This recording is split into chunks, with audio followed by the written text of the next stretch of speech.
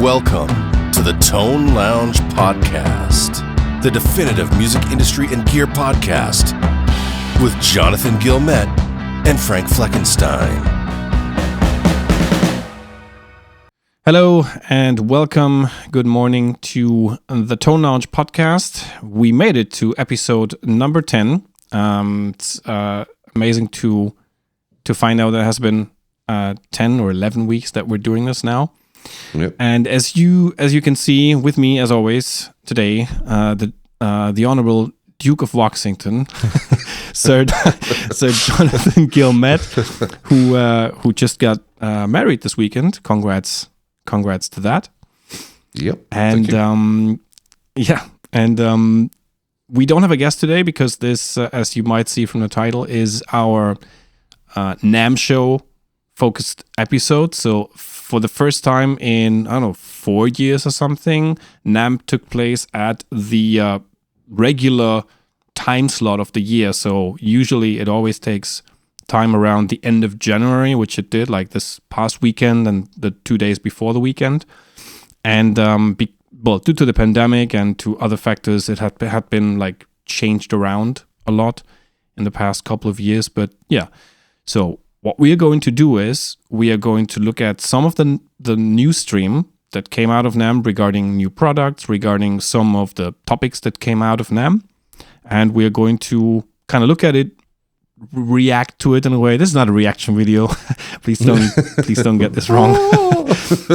Yeah, and just try to make sense of it and give our honest views and opinion on the topics. And we obviously haven't been to the show for a couple of reasons. A, you got married. B, it's a very expensive kind of trip. When we talked to Andy Ferris, I think he said it was something around like 4,000 euros or something, like the entire trip. So, yeah.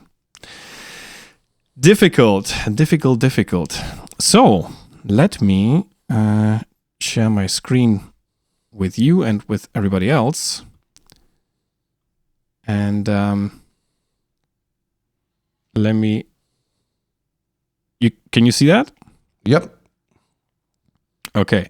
So what we agreed on is that I'm going to pick a topic and we talk about it, and then you take a topic and we take turns. You've also made a couple of notes, and then we look at it. So the first thing that I saw, that's actually kind of a pre-NAMM thing. We noticed that a lot of the news that happened were kind of already launching before NAMM because people are trying to be first, companies are trying to be first and whatnot. So the first thing that I saw is that Solar guitars, you're probably familiar with Solar guitars, right?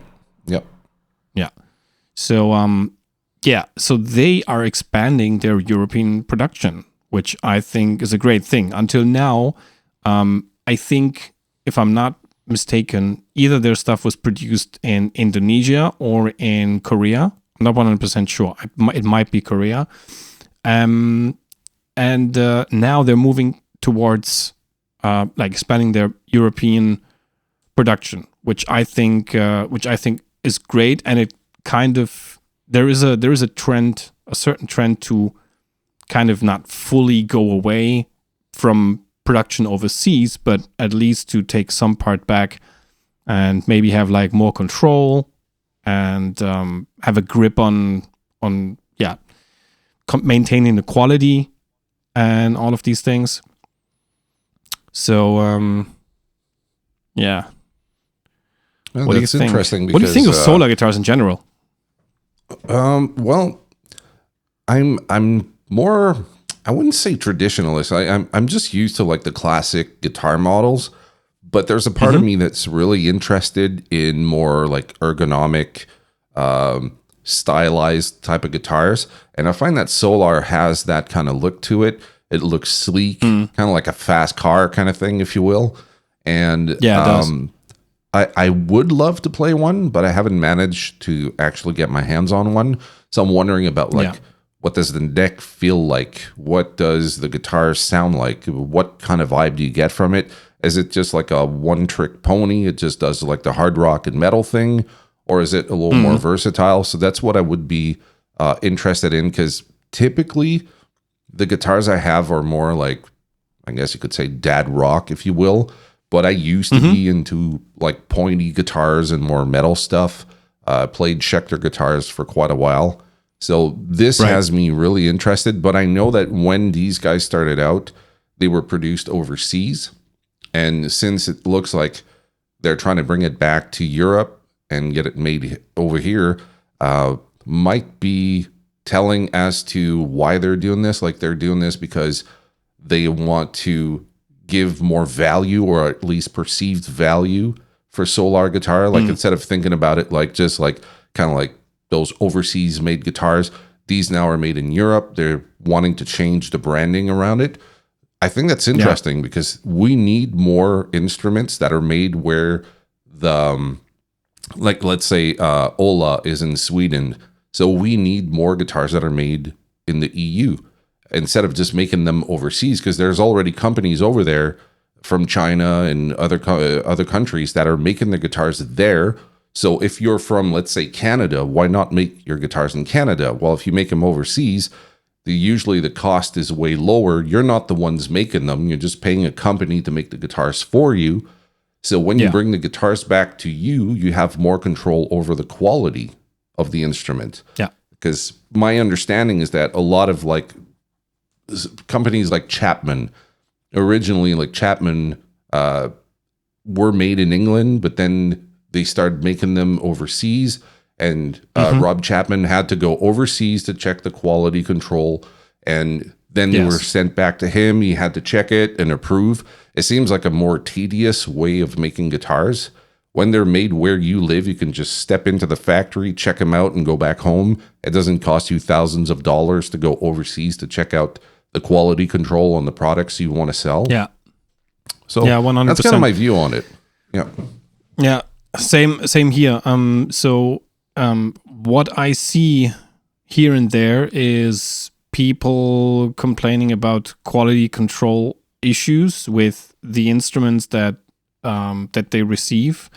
And I just know two things. A, I know that Ola is traveling from time to time to check on the quality of the instruments. Obviously not all of the instruments, because if he goes to check personally on hundreds of instruments, then that wouldn't be a good use of his time. But I know that he goes to the factory now and then to check on things. Then their kind of European headquarters, as far as like the shipping and the quality control and eventual customer issues goes, is in the north of Spain. So it's in Catalonia. Oh, okay. And that's where he travels and connects that with a holiday, with a vacation here and there, and also like checks on how things are going there.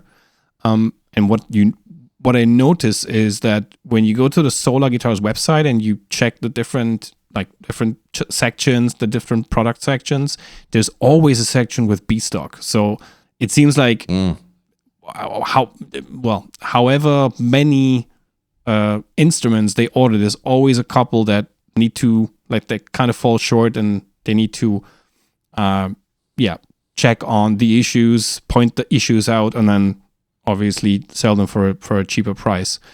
That's obviously not happening if you have an instrument that's built in Europe. It would be interesting to know who builds them. I have kind of an idea where they might come from, but okay. Yeah. I'm just going to say they might come from the Czech Republic, but I'm not sure. Okay, I see.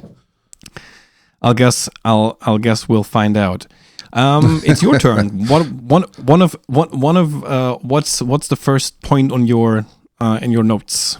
Okay, so the first one would be the NUX B8 wireless system. So I spotted this one. It wasn't new for NAMM. So that's, the NUX B8 wireless system. So it wasn't new for NAMM, but it came out just a few, I'd say like a few weeks before.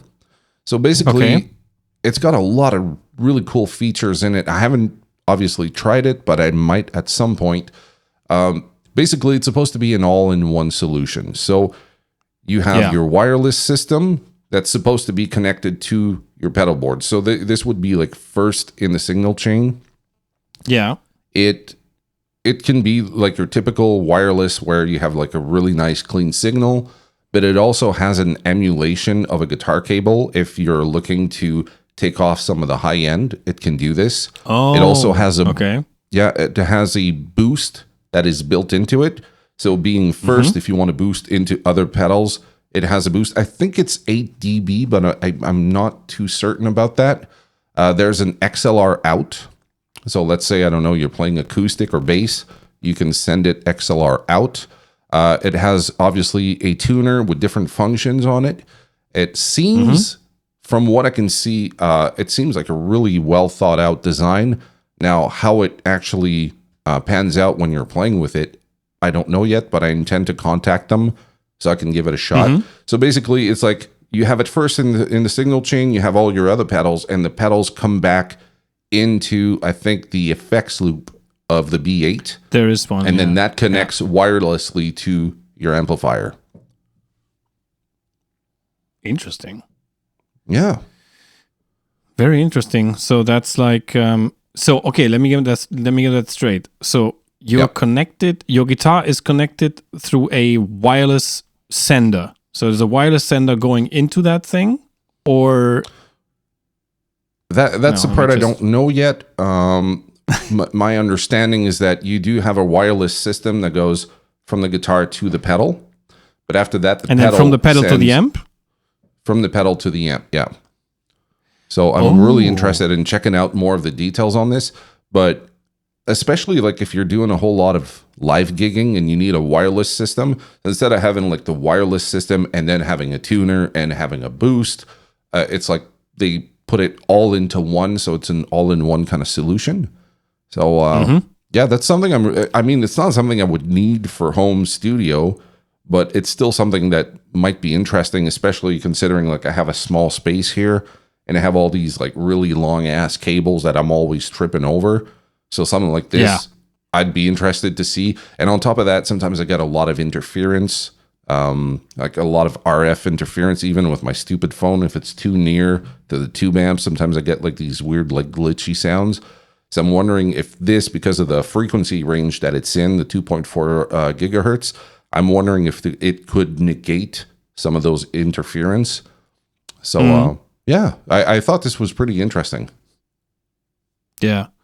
Yeah, and it says that like minimal signal transmitting latency is 2.5 milliseconds, which is super low.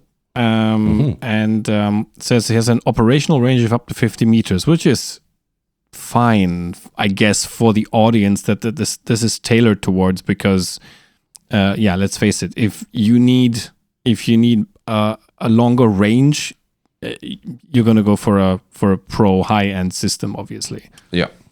And it says it carries a street price of $319 USD, which is fair. I mean, for the feature set, you get a tuner, you get a boost, you get an XLR output, you get the the effects loop.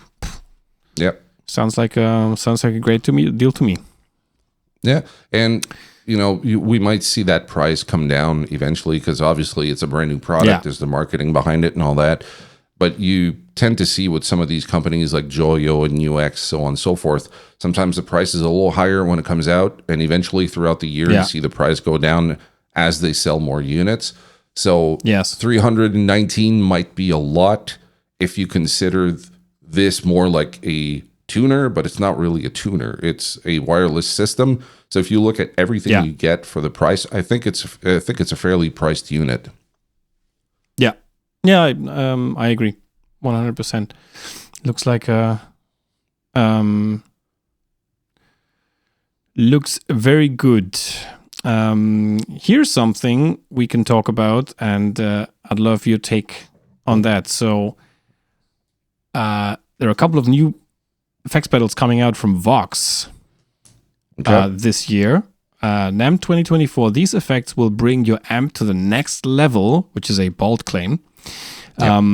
Vox has issued its first Valve Energy pedals in 4 years, and they're said to be unlike any other stomp boxes on the market. When I've never heard that before. I've never heard that either. That's brand new. Exactly. So what does it say? Vox doubles down on the amp-like overdrives of the original drop while increasing the range versatility and appeal with some pedalboard problem solvers. So what I see is 4 different pedals. And what is there? So that's obviously a graphic EQ, fuel injector. What's that? Level drive. Seems to be an overdrive.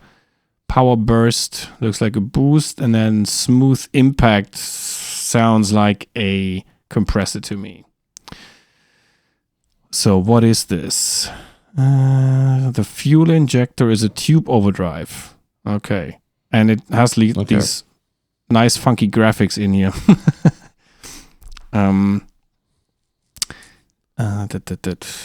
Okay, then we have the power burst. That's a tube booster. Okay, gotcha. With only one control, and you can say if you can determine it to be a treble, a natural, or a mid boost. Okay. Then we have the smooth impact, which obviously is a compressor, and then we have the tone sculptor, which, as the name says, is sculpting your tone as a 6-band EQ. So all of these are based on the YouTube technology, and I'm not sure. I once tried one of these YouTube tube screamers, and to be honest, when I compared it with a regular tube screamer, the impact, the difference wasn't that dramatic to me to say like, wow, I definitely need a new tube screamer. You know, it's I don't know if you can see pricing, but let's see. No, I don't see pricing. So be interesting to see. They're probably going to be similar to the original ones they dropped. I think they were like 200 something, like 249 or something like that. So I'm assuming they're going to be in that price range. A lot of people love the original designs they came out with. Like the first ones they came out with were more like amp in a box style pedals. Mm-hmm. Yeah. And these are more utilitarian type pedals, which I think is cool. That little graphic window that you see there is whenever you're playing, it's showing you like the ADSR of whatever your frequency is from the guitar, and it's showing you how it gets affected by how you control it. So you can see like the clipping and all the movement of the sound wave, which, I mean, it's kind of cool, but not really necessary. But at the same time, it kind of gives you a visual representation of how you're affecting your signal. Now, as far as these, they're really like focusing on tube being the primary word, but I'm not going to say it's misleading because it is a tube. It's just not a tube in like the traditional like 12AX7 or something like that, right? Yeah.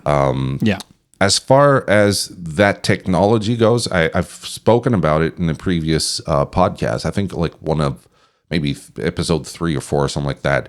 My experience with NewTube was with the Mini Super Beetle, which I really like. Mm-hmm.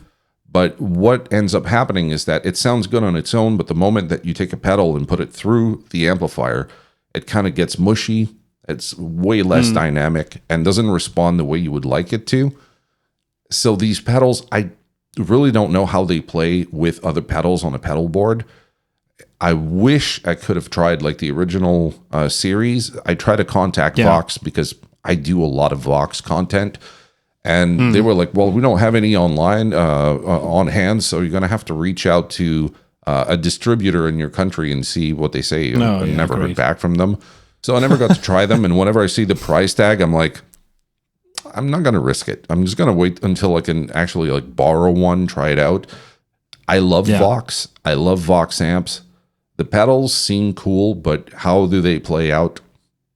I'm not sure yet. So I can't really voice an opinion on whether that's going to be good or not, but I like the fact that they're going for more, like I said previously, utilitarian approach. Like, here's an EQ, here's a compressor, here's a boost. Those are all essential things, but are they bringing anything new to the table? That's what I'm curious about. Yeah, that seems to be the question. So what I'm giving them credit for is the visual design. So they're using their own types of enclosures, which is great. And then the other thing is that they have like these very minimal kind of etched in graphics in there. So I like that. So Yeah. from the graphics, I mean, I don't know if I would do it the same way, but at least from like the visual aspect, it looks great. Again, the YouTube thing is, I think it's such a thing of perception. If you're into that kind of stuff and somehow it convinces you that it's going to work great and it's going to make everything better for you, then great, perfect. Then, go for it. But this whole thing with the what does it say? The OLED display exhibiting oscilloscope and pertinent meters, that's just a gimmick for me. I don't see the practical use. No. Like you say, it's a bit gimmicky, but at the same time, I think that little gimmick is probably what gets you to identify this pedal as being a Vox pedal. I don't know. Maybe there's another company that does something similar, but I haven't seen one. So maybe that's something that's unique to them. But yeah, they have a sleek design. So yeah, the pedal does look cool, and I know I'm kind of like splitting hairs here, but those would be made even cooler if the in and outputs were top mounted. Yeah, because I was about to say that. yeah, because then you could stack more of them together, right? That's something I really love with pedals is when they're top mounted, you get more space on a cramped little pedal board. But if you use like flatter head input jacks, you can still squeeze them fairly close together. But if you're using like the like I have these guys here, like cables like these, the moment that you go like this, it takes up a lot of room on a pedal board.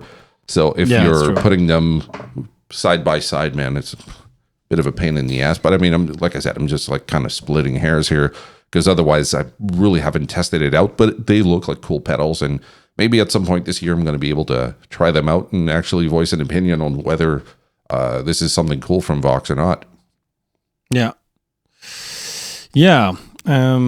Hopefully, I would really love the price point on those, but I guess we'll find out about that. Your turn. What's on your list next? My turn would be the Game Changer mod series. Oh, so, actually, I actually found. Let me just find this again.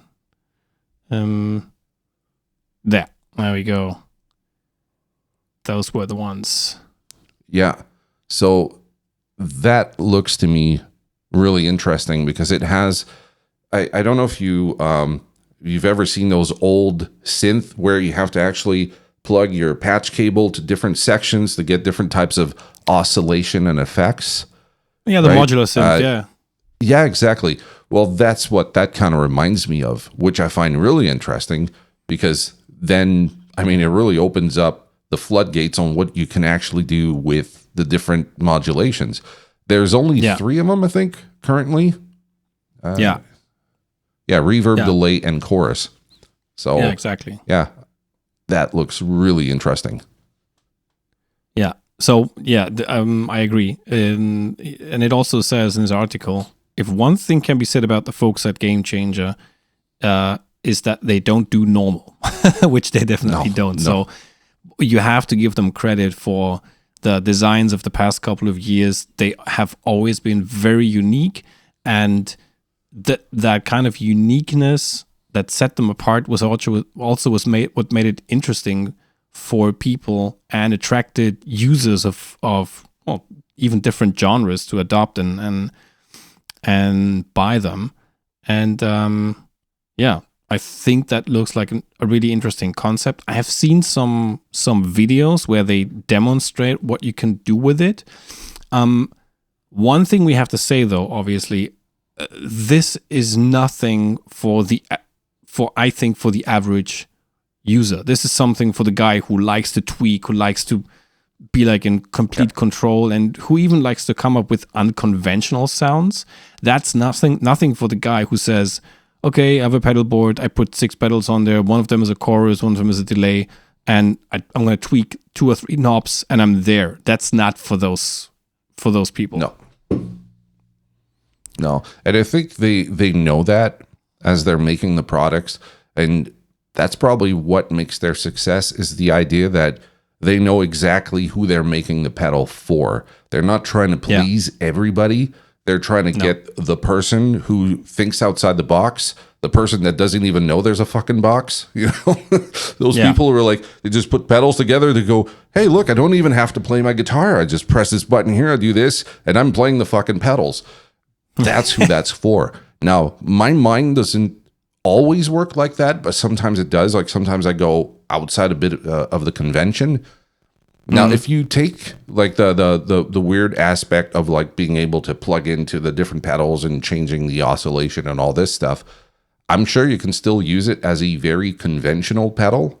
But seeing as they kind of seem to build an ecosystem with their pedals, someone who loves Game Changer and loves the effects, they're going to gravitate towards this and start making like really fucking weird ass sounds with it, which I think is cool, because then that inspires you to play differently and come up with different types of riffs according to how the pedal reacts. So the pedal almost becomes like an instrument in itself. So I really like that about this company. Yeah.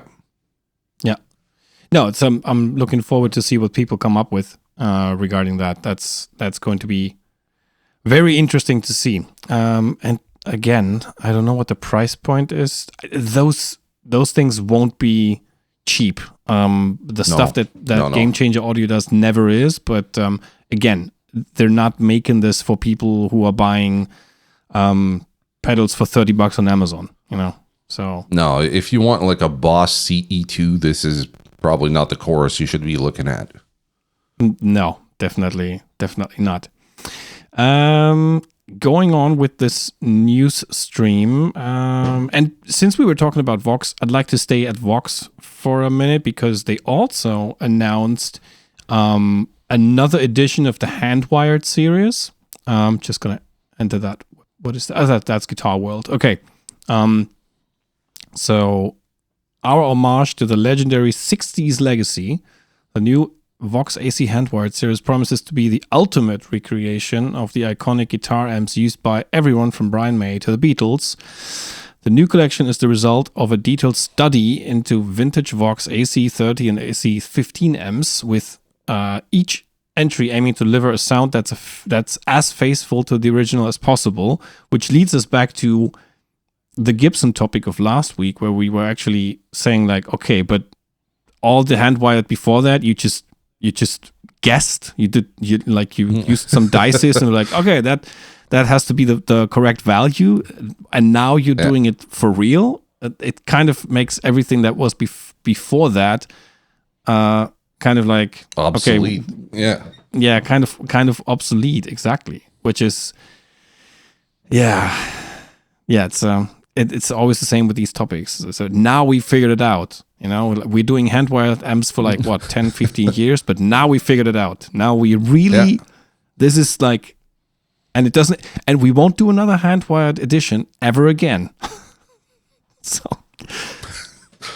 except in 10 years when we come back with a new version where we've done it even better than the last time. Oh shit. It's kind of silly, but it's marketing talk. That's all of that is. It definitely is marketing talk. To their credit, what I like, this time they were not only targeting like 1 or 2 of the AC series. Now they're doing it for all of them. So they're doing it for the AC4, the AC10, the 15, the 15X, and the 30X, and for the matching cabinet. So in this case, if you wanted to dive in the Handwired world of, faithful recreations, you can pick your favorite. You know, you're not stuck with either the 15 or the 4 or the or the whatever. Let's see. In terms of internal components, Vox has. Yeah. Do they mention if they have the EF86?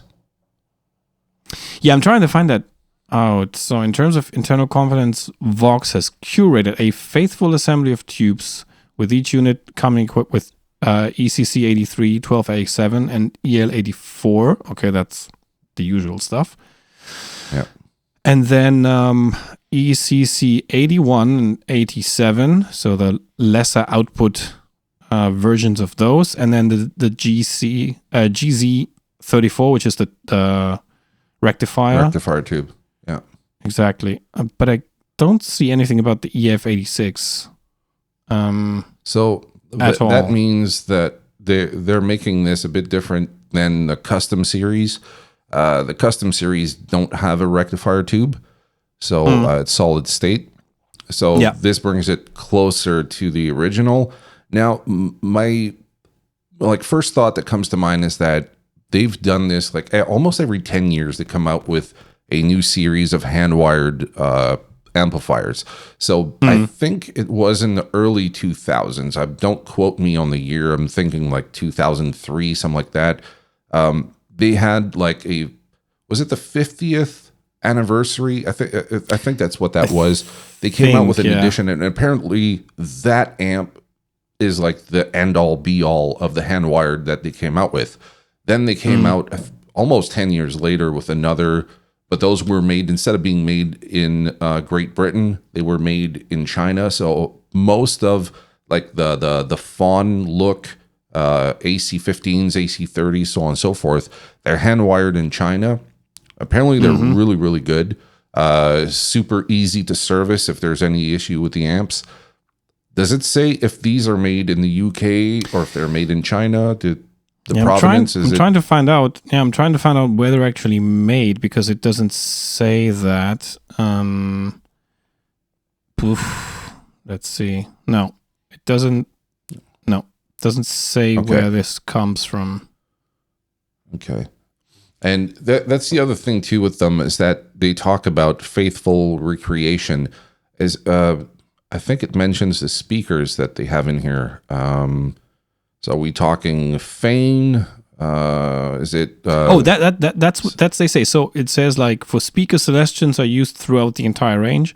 Each offering is loaded with either 1 or 2 greenback speakers, depending on its size. While the X iterations obviously come with the classic 12 Alnico Blue. Okay, I see. Yeah, because they've been sticking with Celestions for ever now, but some of the original sometimes never had the same speakers in them. So you had Fane that was making them. You had Goodman's that were making speakers for them. So that's why I was wondering if they were going to go with one of the smaller boutique companies to make a speaker for them, to kind of get them closer to like the original speakers that were used in some of the Vox amps. So yeah, if they're sticking to the traditional greenbacks and blues, that's okay. It gives us a reference point. But yeah, I'm kind of surprised, because I would have thought they would have had like the EF86 as an option in their different speaker choices. Would have made it really cool. But I don't know. I'll have to see and give one a shot and see what I think about it. Yeah, if you want that, you probably have to go with one of the boutique builders that make recreations of those amps. I remember there is a Morgan amp that actually has a 12AX7 and an EF86 channel. There's also a really cool boutique builder just around the corner from like 30 kilometers out of my hometown, Real Tone amplifiers. And he also makes amazing recreations of Vox amps, and he also has like different inputs for like or you can switch between the EF86 preamp and the 12AX7 preamp. Oh, that's cool. So yeah. So if you wanted that, and if you wanted to go into that direction, you could still go with one of the like known boutique builders. Okay. So we can cross that off the list. What's next on your list? Okay, so next is something that I caught actually this morning, which is very interesting. It's called Hitar. So that's HITAR. And my understanding is that this is like a MIDI device that you put on your guitar. You know how all the people that do like the slap guitar stuff, they play and they slap on their guitar to get the percussive thing? Well, this one gets triggered whenever you hit your guitar. It can trigger a kick drum, a snare, or specific notes. If you want like to, I don't know, like have like kind of like an E chord sustain whenever you hit your guitar. Yeah, I'm trying to it kind of flew under the radar. Yeah. Yeah. If you go up. Yeah. If you keep going up there, at the very top, you have a video from. It would be that one there. So this one? KDH. No, that's the Vox video. Yeah. KDH. Okay. No. Yeah, KDH. Actually, that's where I found it. He's the only one that seems to have like caught it over at NAMM. And like I said, it's really interesting because you can get these percussive sounds or pretty much come up with whatever you want to using the MIDI control. Now, when the guy is doing the demo, it doesn't seem to track all that well. It seems to have a bit of latency, so I don't know if that was an issue while they were doing the demo or if the product comes like that. If they can manage to get the tracking right, that could be very cool for someone who plays acoustic and is doing the whole percussive thing. So, it's this gentleman right there. Okay, and, I'm going to see if let's see if you can you hear that? Let's see. On my end, I have no audio, but if the people listening to the podcast have it, I've already watched the video, so that's okay. Okay, yeah, no worries. Okay. So that's basically what it is. Hitar MIDI. So there's okay. So you're gonna put that into the sound hole of your guitar? Yep. Is that what it does? Yeah, and what I understand, the module goes into the sound hole, and it gets triggered whenever you're hitting the guitar. So whenever there's like a percussion thing going on, you can activate different sounds, if you will. So if you want more like a snare or claps or something like that, you can get those triggered. Now, it's not something that I personally play, but for someone who's into this, it definitely went under the radar because I would have expected more people to talk about this because that's kind of neat. I don't know why anyone hasn't come up with it before. It's not like a new technology, but these guys were thinking obviously differently for these acoustic musicians. So like I said, if you watch the demo, the tracking isn't all that great. You can tell the guy is struggling to get it to react properly, but that could have been an issue that they were having at NAMM, or it could be actually the product that's not completely grounded. But if you can get the tracking to be like low latency, that could be really, really cool for like solo guitar players that are playing this style of music.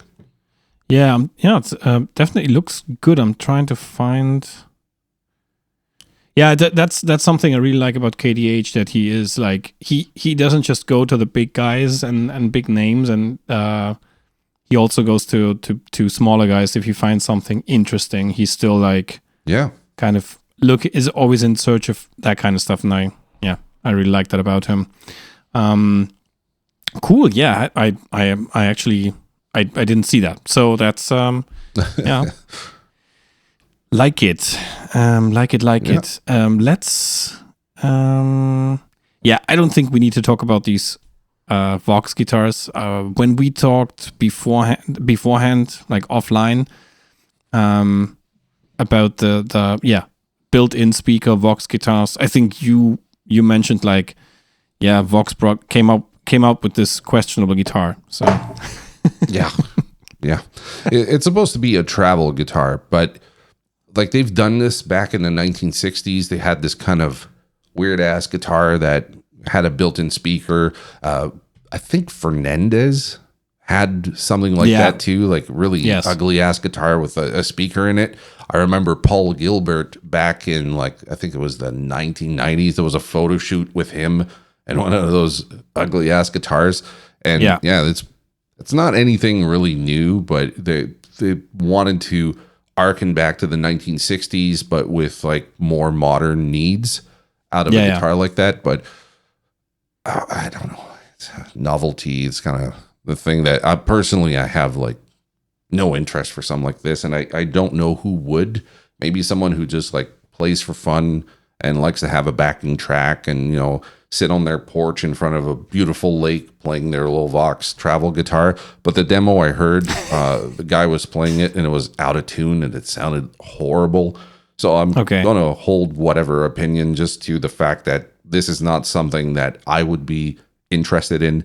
It could be cool for someone who's looking specifically for that. But personally, it's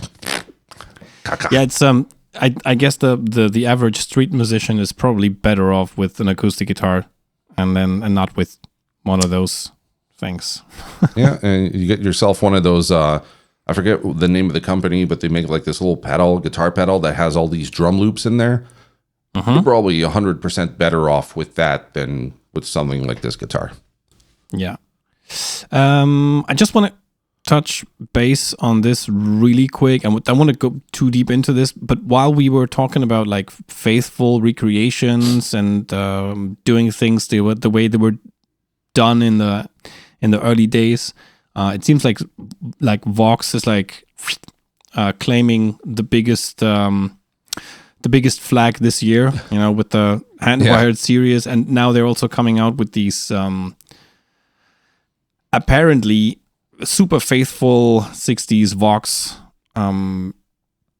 wah recreations. And the thing is that normally I wouldn't be a lot into this, but recently I've like kind of rediscovered my interest in wah pedals. For a long time I was like, no, the last wah I used was during my time in that heavier band, and I used it like for two or three parts within a set, and it wasn't a cool effect. And then at some point I just, you know, but recently I'm really interested again, and it's interesting to know that there is an entire science around wah pedals. There's like a group of people who are so into wah pedals that they look for especially with the Vox, like with the 60s wahs, there are some that were made in the UK. There are some that were made in Italy. There are others that were made in the US, and there are differences in the components. And I always knew that people who are into certain things, they're like meticulous about it. But it seems like with these wah pedal guys, it's a different level. Yeah, these here. Every time I've heard these, like the Real McCoy and the other one, the V846, every time I've heard them, I was like, I think that's the wah I need. Like, I love wah. Yeah. It's not something I use all the time, but every time I try different wah pedals, I have an issue with the sweep. So it feels like you go super thin or really dark, and it seems like you only have like a really small movement you can make with the wah to actually get the effect. And because I have big clunky feet, I actually like a wah that has a wider sweep where I can know, like, okay, if I tilt my foot this way, I'm getting the more throaty thing, or if I tilt it this way, I get the more raspy high end. Yeah. The closest I've been to that is actually right there behind me. That's a Flatley wah. This one here is based on like one of those 1960s Waso. It's Twin T something. I don't know anything about pedals when it comes to building them, but this one here is actually really, really cool. And when you kick it in, it doesn't thin out. And that's something that pisses me off with the Crybaby, or those that I've tried, which were like the lower end one, is that you click it in and already you have this whoosh, and you hear this god awful noise whenever you're sweeping with it. So what I ended up doing, just like you, I used to play in a heavier band, and I had this one section in the song where I needed a wah, and I was playing the Morley Bad Horsey 2, and I really love that one, but then again, it's more subtle, so it's not like a big ass throaty like wah kind of thing. But these guys here, that's what they do, and they're really good at it. But I don't own one, So this is the kind of thing I'd probably pony up the money to get one of them, like the real McCoy. I think that's the Clyde McCoy, like the trumpet player guy. They were trying to copy because he was putting a plunger in front. They were trying to copy that with this model, and it's a fantastic pedal. I love that one. Yeah. I guess a lot of these recreations are just proof that if a company like Vox does that and they kind of try to recreate and bring that sound back into a more affordable format, it's just testament to the weird pricing and the super exaggerated pricing on the used market. Because if you look at some of those wahs, and a good buddy of mine who is a total wah nerd, he told me like, here I have these 4, and he showed me like the Italian made one, and we took a look inside and looked at the components and everything, and he told me what he paid for some of those, and I was like, oh man, that's a lot of money for a wah, but he's a fanatic. So, so I think Vox coming up with those is just like, okay, if you want that, you can have it, and you don't have to pay $400 or $500 for a wah pedal. You know? Yeah, I think this is probably their more interesting release for NAMM. The amps could be interesting too, but I'd have to try them out. But this here, I mean, if it can like give a big ass kick in the balls to all the price gougers that are just like increasing the price on vintage stuff, that's great. Because I mean, some people can't afford that, and they're like, "Oh, I insist on having an original." But being the way I am, it's like there's very little situations where I'm willing to put a shitload of money just to get the original. Maybe like amps like that, but because no one's recreating those anymore. But for a fucking pedal, like paying like hundreds and hundreds, fuck off. I'm not doing that. No.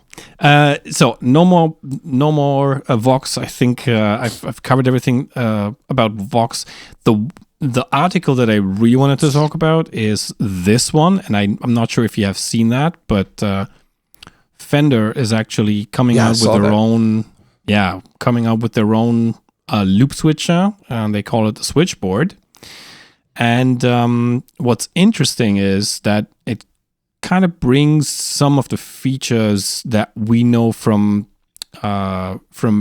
switches like the Musicom Lab or the Gig Rig, from the guy from Daniel Steinhardt, where you'll get a couple of. This one has 5 programmable loops, but what you can do is, since it's possible to it's MIDI has MIDI capabilities and all of that,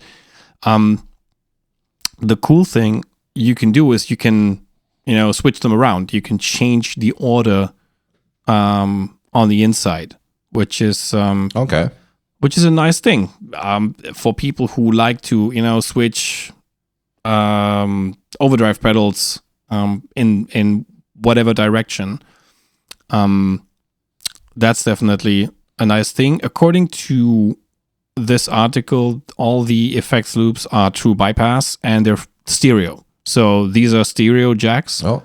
And that means you can actually essentially what you could do is you could either go with a stereo effect, or you could also put two effects in there. And I don't know what the price point was, but if I remember correctly, it was something like $450 US, which is not too bad. Fair.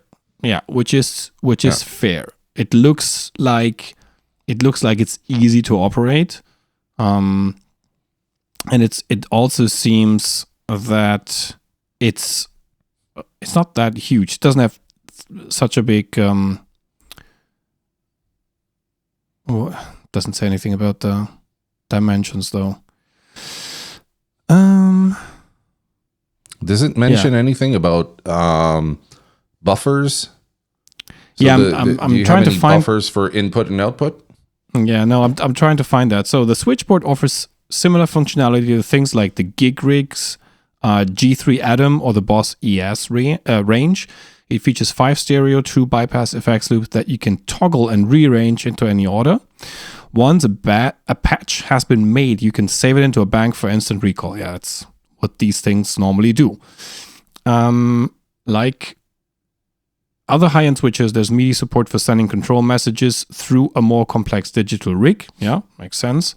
As well as a foot switch jack for things like amplifier channel switching or tapping a tempo into an analog delay. You know what? Let's just find out on the manufacturer's website. Fender. There we go. Let's see if this has a buffer. No, I would like to stay on this side. Yeah, safe, whatever. So the price point. What? No, that's Fender Play. Did you say 149? Yeah, no, this is Fender Play annual subscription. That has nothing to do with the price of this thing. Okay, I was like, I'm gonna order 2. Yeah, 5. So 500 user presets. Let's see. True bypass effects loops. Okay. 100 favorite presets. Full color LCD screen, encoder knob. Doesn't say anything about buffer. Switchable high fidelity input and output buffers. Okay. That makes sense. Okay. Integrated professional tuner. That's nice. And what else? Built-in movable volume pedal. Okay. How does that work? Okay. Okay, gotcha. So an expression pedal, maybe? Yeah, so you'll put an expression pedal here, and then you can put that and rearrange that within the chain, the internal chain. That's something that I think the ES8 from Boss or the ES series from Boss can do. I'm not so sure about the Gig Rig Atom. I know you can. It might be able to do so, but yeah. And one thing, it is designed with RJM music technology. I'm not sure if you are familiar with RJM. No. Is one of these companies that make these large solutions for guys like John Mayer or like some of these bigger acts where you have a ton of pedals and amplifiers to control, and then you have like a large controller in front of the stage. And that's what these guys do. They specialize in like high-end switching systems for professional use. Okay. Let's see if I can add this to my card. I really want to find out what the price. I noticed something else really interesting about this. It says that it's 9-volt DC, 500 milliamp. It's not that power hungry, meaning that if you're using something like a Chalk's DC5 or something like that, you can power this thing up quite easily. Yes, 500 milliamps is very reasonable. 100%. Let's see if I can find a price. Yeah, but here it says $449 USD. So I think that's very reasonable. And that's a fair price. Yeah, and I really hope that the effects loops are better than the one on the Tone Master Pro, because those were like terrible to integrate external effects. But since RJM is involved, I trust and believe that thing is going to work fine. I don't care much for the color. Like, I'm not usually big on the look of gear. Yeah. But this like beige, like really boring kind of color, it would have been cool to have other color option. Maybe that will come in the future. I think that's the only thing right now from what I'm seeing. It's the only thing I would like not like about this, but otherwise it looks like it's pretty user friendly. And for someone like myself who doesn't like to go deep into menu diving, it looks like they kept it like a rotary knob. I used to have, like back in the day, a Roland GP8, And that's how yeah. that worked. It's like you had to use a little rotary thing and then click in, and then, you would set your stuff, and it looks less of a pain in the ass than that from what I can tell right now. But yeah, I could see myself going for that, because right now I have the iguana tail from One Control. Yeah. I paid like 200 something for that, which is about half the price of what this guy goes for. And I don't have 1/10 of the functionality that this has. So I could see myself using something like this on a pedal board just to be able to, have more control over the routing. Because with the iguana tail, there's no routing. It's like whatever order you put them in, that's what you have. Which is fine if you want to keep it super minimalistic. But if you want to do like, okay, do I want the tube screamer before the fuzz or after the fuzz? Or, you can't really do that without manually just changing the pedal order and, putting all the cables back, which can be a pain in the ass. So if you're live and you're like, oh, fuck, I don't have the right order on this pedal, you can just go in and just switch it up with something like this, which is, for the price point, I think pretty fair. Yeah, 100%. And I agree. I mean, there are these very simple loop switches. Some of them even like relay switching based, so they're like super silent, and you won't hear noise when you switch pedals on and off. And yeah, obviously with these simple solutions, you do not have additional options like rearranging the order. You need something programmable with like some sort of a mixing matrix, which is usually backed up by some processing power in order to pull that off. What's more important is the signal integrity. I think that is key. You want your sound to be 100% unchanged if you have 0 pedals engaged. That's number one. That's the whole reason why you do that. You want to take stuff that you don't need out of the signal path. So that's one thing. And I think that's even more important than anything else, because that's like the basis to begin with. And then everything else, I agree. $450 is an absolute fair price point for this thing brings. Yeah. The color, it's this kind of beige, like almost faded gold, kind of anodized thing. I'm not a fan of it either, but it's a small detail, right? it's a yeah, exactly. Visuals usually no, that's a question of taste. What's next on your list? Next on my list is the Bad Cat Rubicon. Yeah. So I wasn't able to. So Bad Cat. Yeah. What Rubicon. I found out about it is that they're kind of going back to the smaller size, like almost like a lunchbox type amplifier. Yeah. But with more modern accoutrement, something similar to what you would find in maybe like something like a Rev amplifier or maybe Black Star. So they have the 2 notes integrated into it. Yes. And they've gone beyond, because I have a Bad Cat here, and usually Bad Cat, just the name gets lit up. But this thing, it's like the whole faceplate gets lit up, which makes it look kind of neat. I know it's kind of kitsch to think that way, but it's like sometimes looks can attract different players. And this one here, I'm looking at it, I'm thinking, there's not just the faceplate or the logo that lights up. There's a whole thing, which makes it look kind of I don't know, like lava or something. So it's kind of gets my 16-year-old self back into like, oh, that looks like a cool amplifier without actually playing it. Yeah. And the features that are on there are what a modern player would want. And in terms of tone, what I heard from just a few videos, it sounds like a Bad Cat. It sounds like a really cool amplifier, but I don't know the price point yet. So I don't know if this is going to be like a worthy venture for most musicians, but it looks like a cool amplifier. Yeah. Yeah, and I don't. Peter, the guy that you see in that video, Peter Ahrens, is actually that's the guy for that, the head behind Ampede, so the switching systems and And he was working at Boutique Amps Distribution before, and then he left Boutique Amps Distribution and became the head designer at Bad Cat.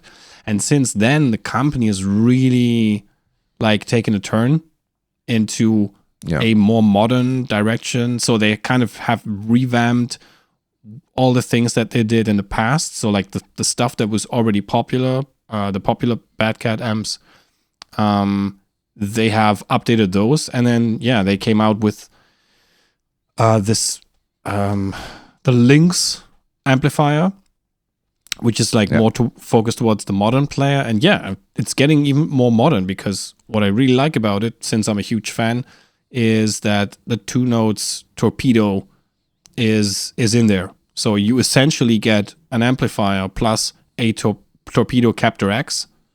That's built in.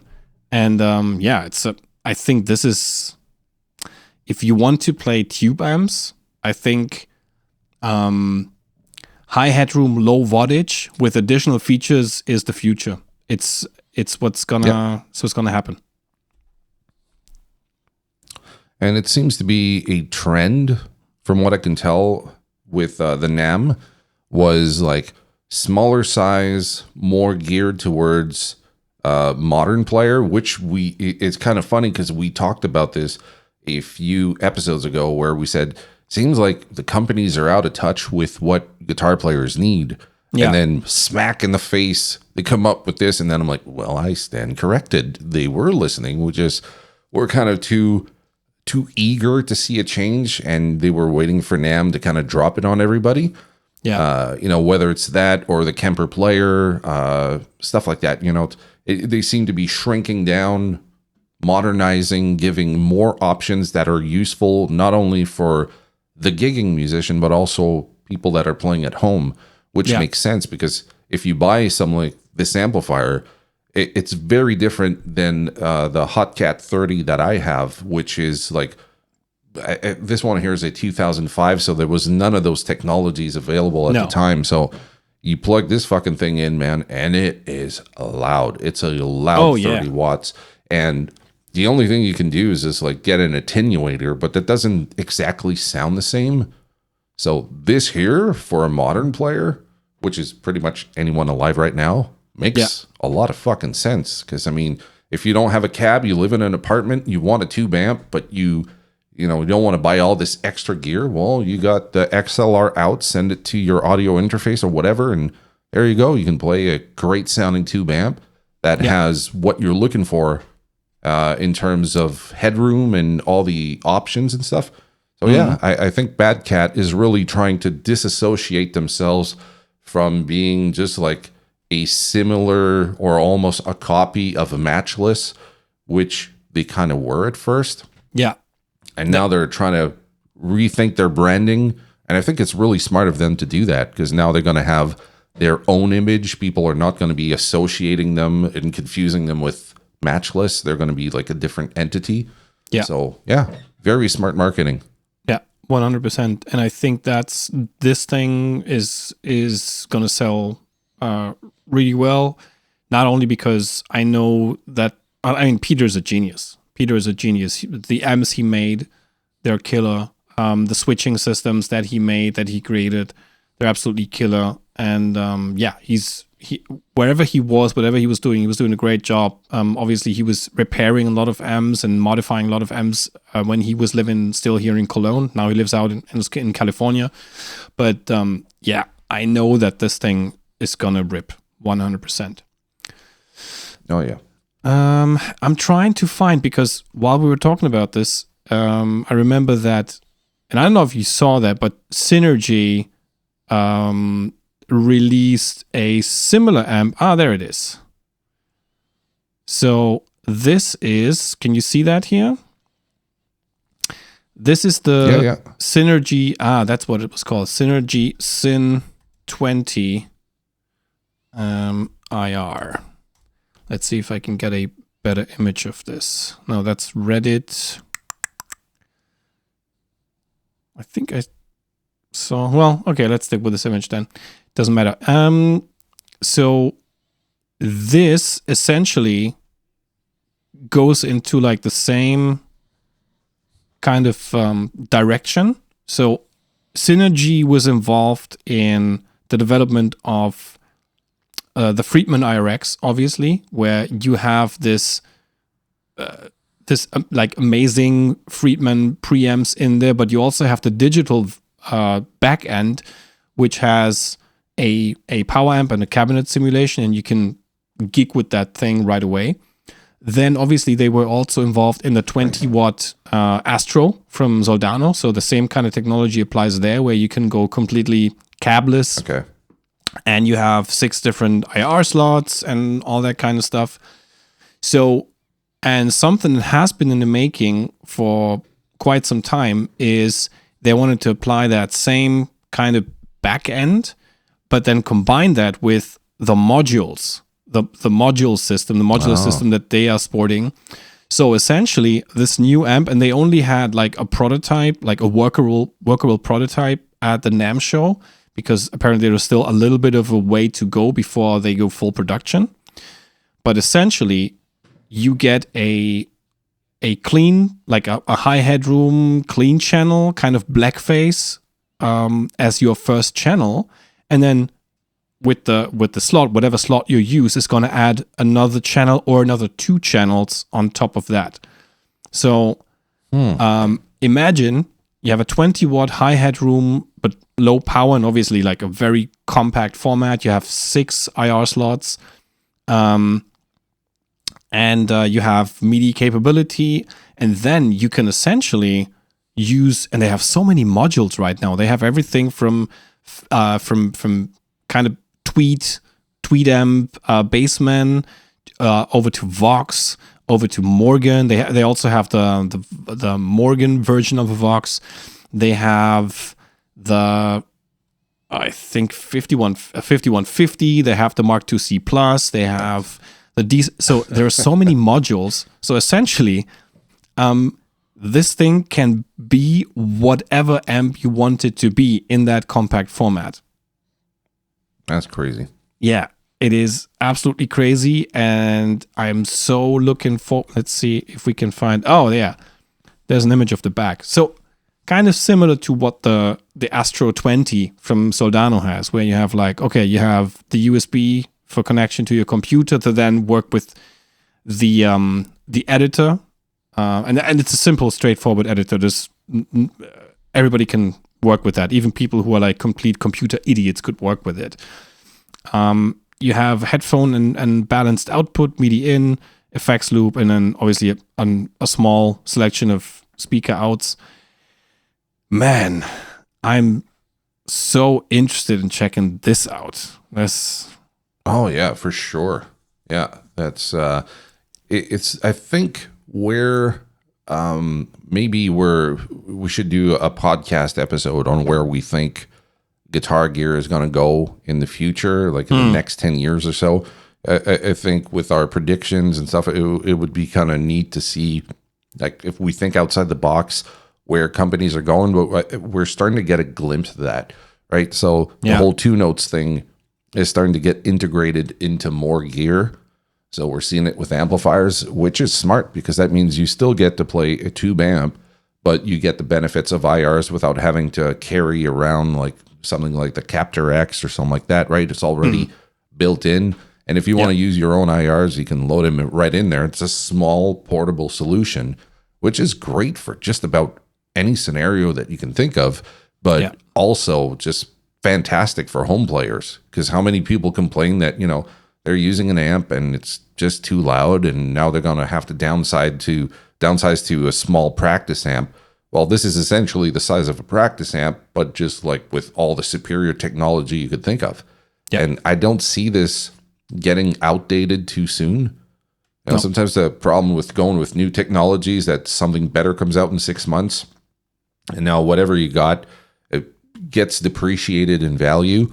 And I don't think that would be the case with something with an amplifier like this, because the amp itself, like if it gets the modular aspect to it where you can just change the preamps, you don't have to change your amp. Like if you don't like those modules anymore, you sell them, buy new ones, and this way you don't have to change amplifiers whenever you're into a new phase. You know, it's like, oh, right now I'm really into the Fender Deluxe Reverb, and then a year later you're really into the jazz chorus or whatever. This way you just buy the modules and put them in here, and you don't have to think about buying another amplifier, which, I mean, is really tempting for someone who's like really fed up of buying a shit ton of amplifiers, which would be me. Like, hey, I wonder if I'd be good with a 5150, so I have to go out and get the real one, and then I get over that, and now I'm on to something else, more Marshall or whatever. So for someone who can't make up their fucking minds, something like that makes a whole lot of sense. Yeah, 100%. Or think about the session or gigging musician that has that. Well, for one kind of job, he goes with a more mainstream kind of act, and he needs like a different type of amp. And then the other day he has a session, and it's, I don't know, it's like heavier stuff. And he just switches, changes the module, and he brings the modules with him, and then he like instantly in a very compact format. He has like, okay, what kind of basic guitar sound are you looking for? You want a Vox? Sure. You want a Tweed amp? Sure. You want a 5150? Here we go.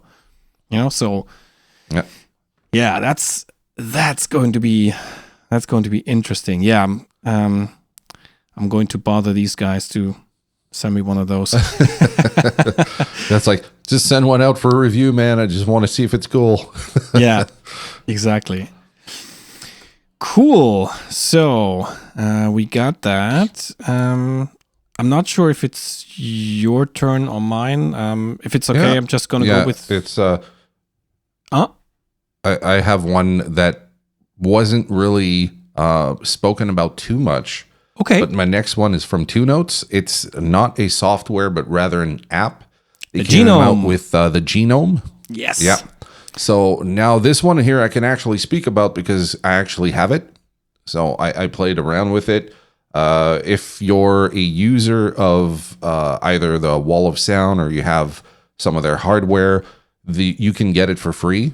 If you're like completely new to them, I think it retails for something like $79.99 right now. But because I've been using their shit for a long fucking time, I got it for free. So I tried it out yesterday, and my initial thought is, holy shit, this sounds fantastic. Yeah. Like the way it reacts, all the DSRs, not DSRs, but IRs that I bought, they're all included in there. Yeah. So if I want to use whatever I purchased, it's in the list, so I can try all the different microphones, the different speakers, the amps. They react really well. They have some really cool pedals in there too. And then I was going through the presets, and they got some really wacky fucking presets in there that sounds really cool shit I wouldn't have come up with myself.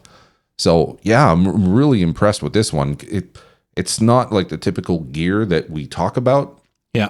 But because we're talking about more modern stuff, this one here, for the price point, man, is super competitive. Yeah, it is super competitive. And I've been in the beta tester program, and I've been testing this for quite some time, and it got better and better with every update that they did. I love the interface. The interface is very straightforward. I love how it sounds. Man, it's Two Notes. Two Notes is one of my favorite companies in the world. I mean, I've been using Two Note stuff for like 15 years now. I've used different of their hardware units. Yeah. I've used the Wall of Sound, the Wall of Sound software for everything that I needed to do in post. So it's just great stuff. These guys are really, really clever, and 80 euros is nothing. It's absolutely nothing. It's for everything you're getting, but it's not just what you're getting, but it's the quality of what you're getting. The interface is super well thought out. Like I've the original Wall of Sound, like I got used to it, but I remember when I initially got it, I was a bit confused as to how to navigate it. Yeah. It felt like they were trying to give a lot of options. And here it's like they're giving you the options, but they streamlined everything where you're not going to get confused by the UI. Like you can just go in, you click on what you need, and you're there. There's no like hidden parameters or stuff like that. It's very user intuitive. And like I said, it's one thing to have a cool interface and cool options, but what does it sound like? And to me, this is a big step up from when I was using different VSTs back in the past before I actually could afford to buy some tube amps again. When you have kids sometimes and, it's like you're starting your family, you have to sell a bunch of shit just to buy diapers and stuff. Exactly. So you end up going down the VST route. And this here, like I said, I'm going to have to play it some more, but the amp choice are really smart. They're just like the classic stuff you want to go for. Yeah. I tried it out with the bass too because they have a section for bass. Yes. The bass stuff sounds really killer. I love that. This one, this one's called Foxy. Yeah, the Foxy. And actually sounds very much like a Vox, which I was expecting, but was really surprised because, like I said, that's all I pretty much play. Like 90% of the time I'm playing a Vox. So whenever I have a software, I'm going to be really fucking picky with them. And I think they nailed it. Like it's reacting the way you expect it. And they didn't do like the typical, like, we're going to make it sound like a turd. Sometimes you play software that are based on Vox and they sound boxy. Like the mids just suck. And it doesn't sound like the real thing. It sounds really cheap. This one here, they didn't do that. Like they really did their homework on that. So I figure if they did their homework on a amplifier that's really hard to emulate, the other ones they probably knocked out of the park too. And as you're showing right now, the pedals look awesome. And I like the name of this one, the Clonatar. The Rounge Maker. Rounge Maker. Vermin, which is typical, rat. And it does react like a rat too. Like I have a Proco rat, and it does it gets like really harsh. So you have to use the tone to put it in. That EQ is actually really powerful. I was really surprised the at 7 that. band? I was playing. Okay. Yeah, it's really powerful EQ. It really does shape your tone. And all in all, man, like if anyone's looking for a great VST with like no bullshit, like straight to the point, great sounding stuff. I think Two Notes did it again. They really did. Definitely comes with an IR loader, featuring capacity for 2 static IRs per component instance, and loads everything: mono, stereo, WAV, AIFF, and TUR files. That's the two Notes files. Studio delay, studio reverb, studio chorus. The reverb is fantastic. Yeah. I absolutely love the reverb they have in there. I haven't really played with the other effects as much, but yesterday it's like I hit a preset and I heard the reverb. I'm like, what is going on? So I started looking at it and I was like, man, that sounds fantastic. Like if there was a independent plugin of just that reverb, I would buy it. Yeah. Sounds really, really fucking good. Yeah, they have a great EQ in there as well. That EQ is actually, it's almost like, what's that company that makes an EQ like that? It's not coming back to me right now.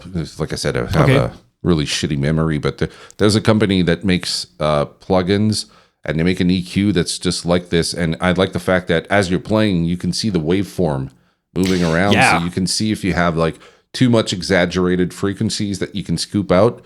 And you can do this in the software. So that means if you're running your digital audio interface and you don't want to take extra DSP from the computer, it's built into the software, which is super smart because that means if you need to EQ your guitar and you don't want to add more plugins on top of whatever you have on your track, you could do it all in the box. And that is really fucking well thought out. I love that they included the twin tracker in here. The twin tracker that usually comes with the captor.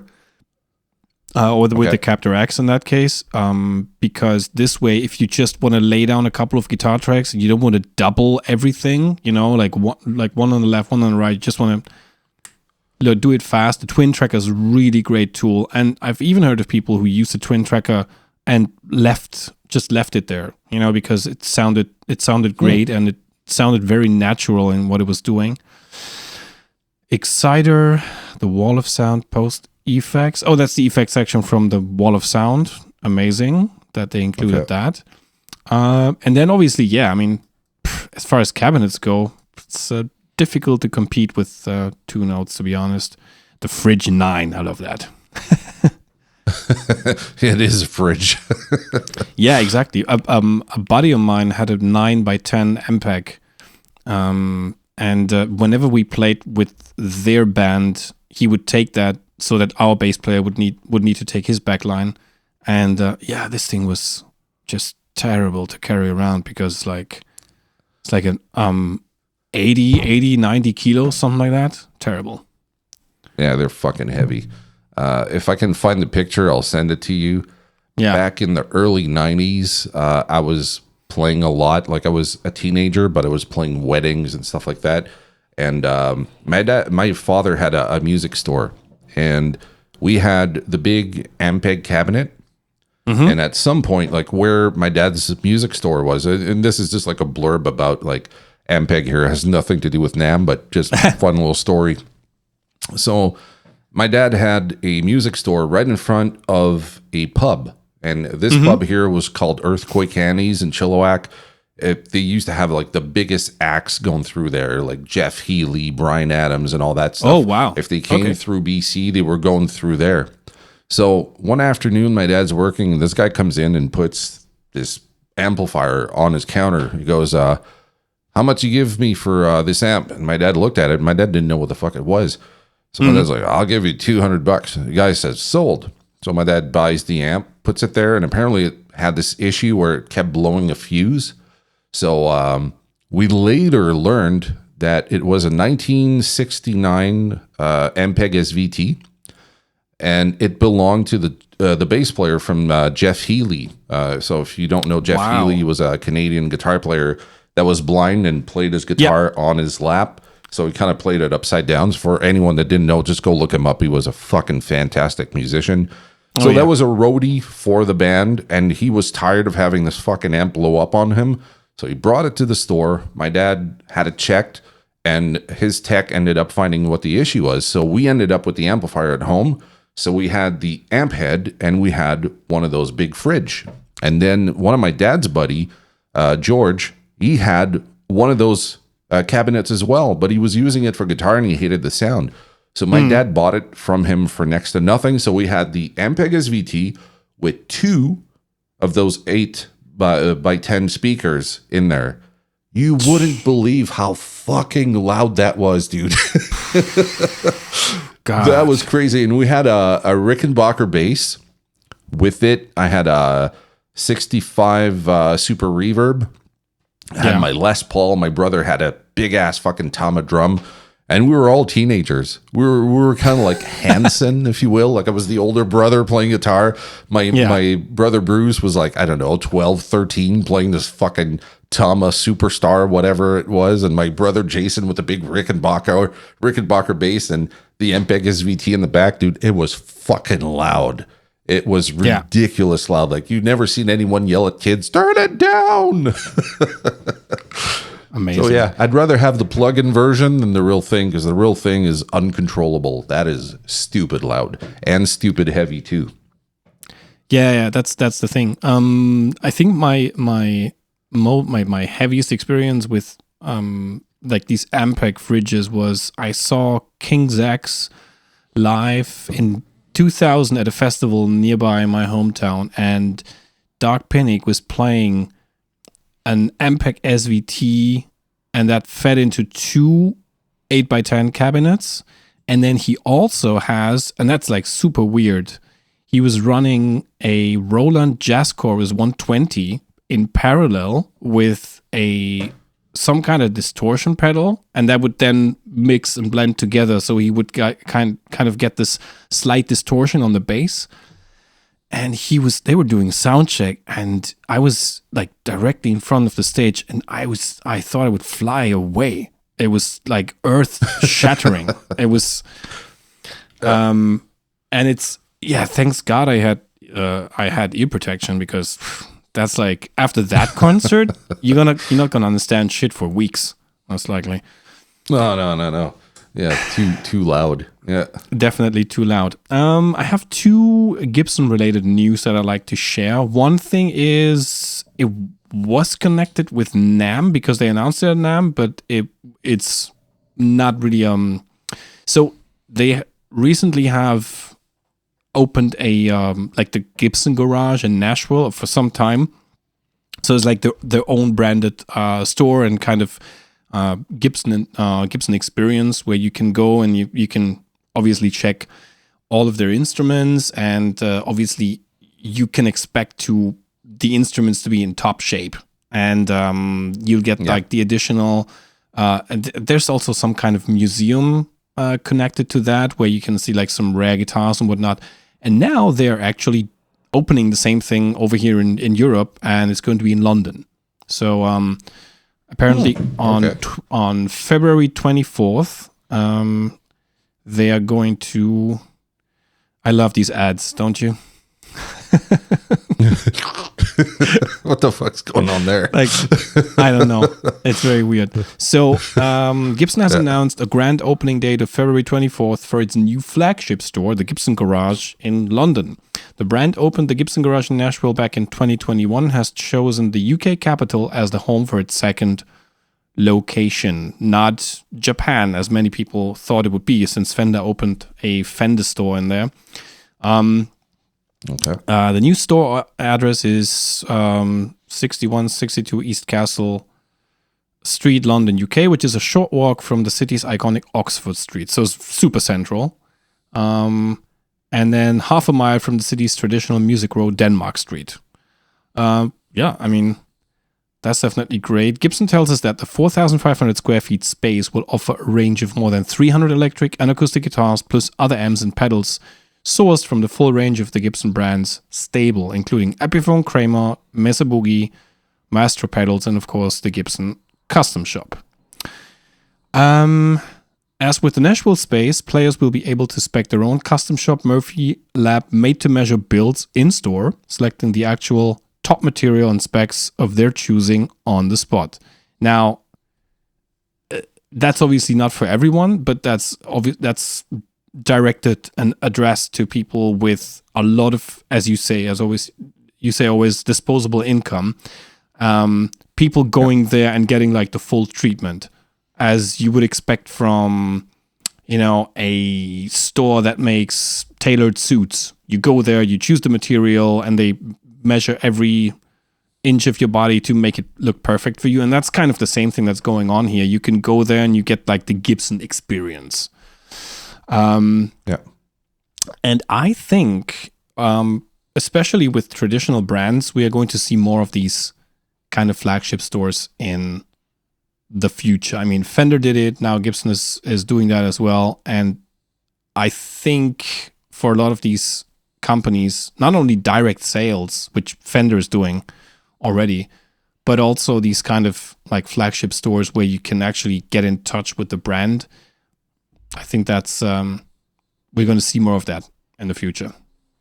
Yeah, it's one of those interesting kind of move that they're making that I guess makes sense, especially if they're starting to cut out the middleman and they want to go direct to consumer. Yeah. Online is one thing, but a lot of people complain about the fact that if you buy online, you don't know what the fuck you're buying. Like you've never tried it, right?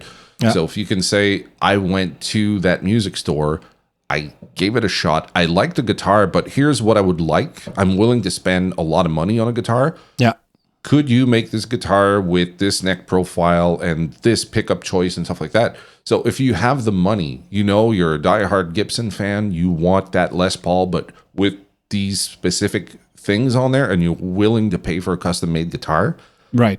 That's actually kind of cool. I wouldn't be the customer for that because I tend to buy really cheap guitars and customize them myself, and I'm quite content with that. But for someone who's saying, like, look, this is my dream guitar. I'm willing to pay like whatever, $10K for a custom made guitar. I wanted this specific color, this finish, etc. That is really cool for someone who can afford that and is looking for that, because otherwise it's kind of online. It's like you're dealing with, whatever internet page, and you're like putting in the options you want and shit like that. But if you can talk to someone and say, can you make it in with this type of top? Can you make, quilt top or, bird's eye maple? And they can tell you what the options are. Right. And if they can do a mock-up of what it looks like on top, like if they're not just like taking notes, but they have some kind of software that you can see what the finished product would look like. Yes. Then I think it's a worthy venture for Gibson to do this, because there might not be attracting people like you and myself, but for someone who does have that kind of disposable income, fuck, go for it. That's really cool. Yeah. 100%. And maybe I can actually try and make the trip once to London. The other thing that I found to be really interesting is that, we've seen a lot of artist models, Gibson artist models, coming over to like the more affordable Epiphone range, and but all the stuff they came up with was more or less interesting or not interesting. But I think this is kind of a little bit of a game changer as far as like, I think this is going to sell very, very well, because it was always a very like sought after signature model. So they are bringing the Epiphone Dave Grohl DG 335 signature. And this was also released around NAMM. One of the most requested models in Epiphone's history. We are ecstatic to offer this exceptional guitar to players worldwide. Is this a new word? Ecstatic? Yeah, I think so. It's like ecstatic, maybe, but ecstatic. It's yeah. Gibson is not at NAMM 2024, or they were not at NAMM a few years already, but that's not stopped them from hosting its own LA preview party. As such, we can confirm the much rumored Foo Fighters signature model is now a reality, and we even got to take it for a quick spin. This is a Guitar World article, by the way, for people who are not watching this on screen. Yeah. Hailing from Epiphone's Chinese factory, the build features a layered maple body, one-piece mahogany neck, an elliptical C shape, plus an Indian laurel fingerboard with split diamond inlays. So it's made after the Gibson Trini Lopez style guitar. Comes with the Grover Mini Rotomatic tuners. Has this Firebird kind of headstock. And let's see. What else can we see? Gibson USA burst buckers. Cool. CTS pods. Definitely a must. Switchcraft. I expect these kind of things. Graph Tech nut. Locktone Tunomatic bridge. Pelham blue paint job. Now tell me how much this thing costs. It's probably going to be over 1,000. Yes, 100%. Considering what's equipped with it. Yeah. I'm trying to find. So we are told it will come complete with a custom Dave Grohl Epiphone hardshell case, and it's set to arrive in March. But we haven't been given a specific release date or price details, so we'll update as these become available. So no real specific date when it's going to come, and no pricing yet. Damn. Considering all the stuff they put on there, and like the popularity and demand for this, I'm expecting it to probably be in like the 1,200, 1,400 kind of price range. If it's below that, it's going to sell like fucking hotcake. Like if they put it at $899, something like that, with everything that comes with it, I'm expecting that guitar to just sell out in no time at all. But even if it's above that, it's probably still going to sell out, because someone who really wants this model, and I'll admit I really like the color on this guitar and I like the look of it. Someone who has the money in pocket right now is seeing this, goes, March, that's not too far. My next paycheck goes on this fucking thing. It's going to sell out, and good for them, because it's something that people want. They want the look, they want the style of a certain guitar. Yeah. If you can make it more affordable, awesome. But I still think it's kind of expensive though for an Epiphone. But it does come with like some really cool features though. So somebody on Reddit claims that he was poking around Samash's website and found a product placeholder and then called about it, and then says he got a hold of a sales rep and he was trying to get confirmation on the price, and then he says, I was told their system will likely kick the order out next day if added to the cart and placing the order online, but he can take pre-orders for it over the phone. As previously mentioned in this thread, is $12.99 plus tax and shipping. USD. So, releases March 5th. Again, this is Reddit. Reddit, who knows how valid that is? Yeah, exactly. We don't know. But so $12.99 plus tax and shipping. That means, depending on where it's sold in the US, obviously you have the sales tax coming on top, and then shipping, and then I suppose in Europe it's going to be more around $1,500, including VAT and probably. whatnot. Yeah, but yeah, I think that thing is going to sell quite well. Hence the price point. Yeah. All right, it's your turn. What's next on your list? Okay, so next on my list is the Red Panda ring mod and frequency shifter. I like weird pedals sometimes, not all the time. And this one here seems to be doing something really, really interesting. Like I said earlier, like I haven't gotten all the information on all these things. Like I looked them up. I got the basic gist of what it does. And this one here seems really, really cool. And the demo I heard, the tracking seems to be spot on. Okay. Which sometimes can be cool when it's glitchy, but this one here seems to track really fucking fast. And it's one of those weird pedals where you're like, how the hell am I going to use this? Just give it a shot, find what works, and get inspired by it. And I love pedals that inspire you to play something different.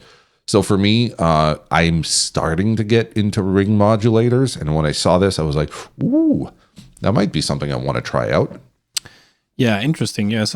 The Radius is a ring modulator and frequency shifter with pitch tracking and advanced LFO. It is designed around the novel 8-quadrant multiply algorithm. That's really interesting. Radius puts complex harmonic structures like bell-like tones, metallic textures, frequency shifting, soft tremolo, and bubbly phaser sounds at your fingertips. So obviously all these things are a result of what happens when you combine and arrange some of the settings. And also it looks really nice. Has a couple of actually has a USB connector. That's nice. What's that for?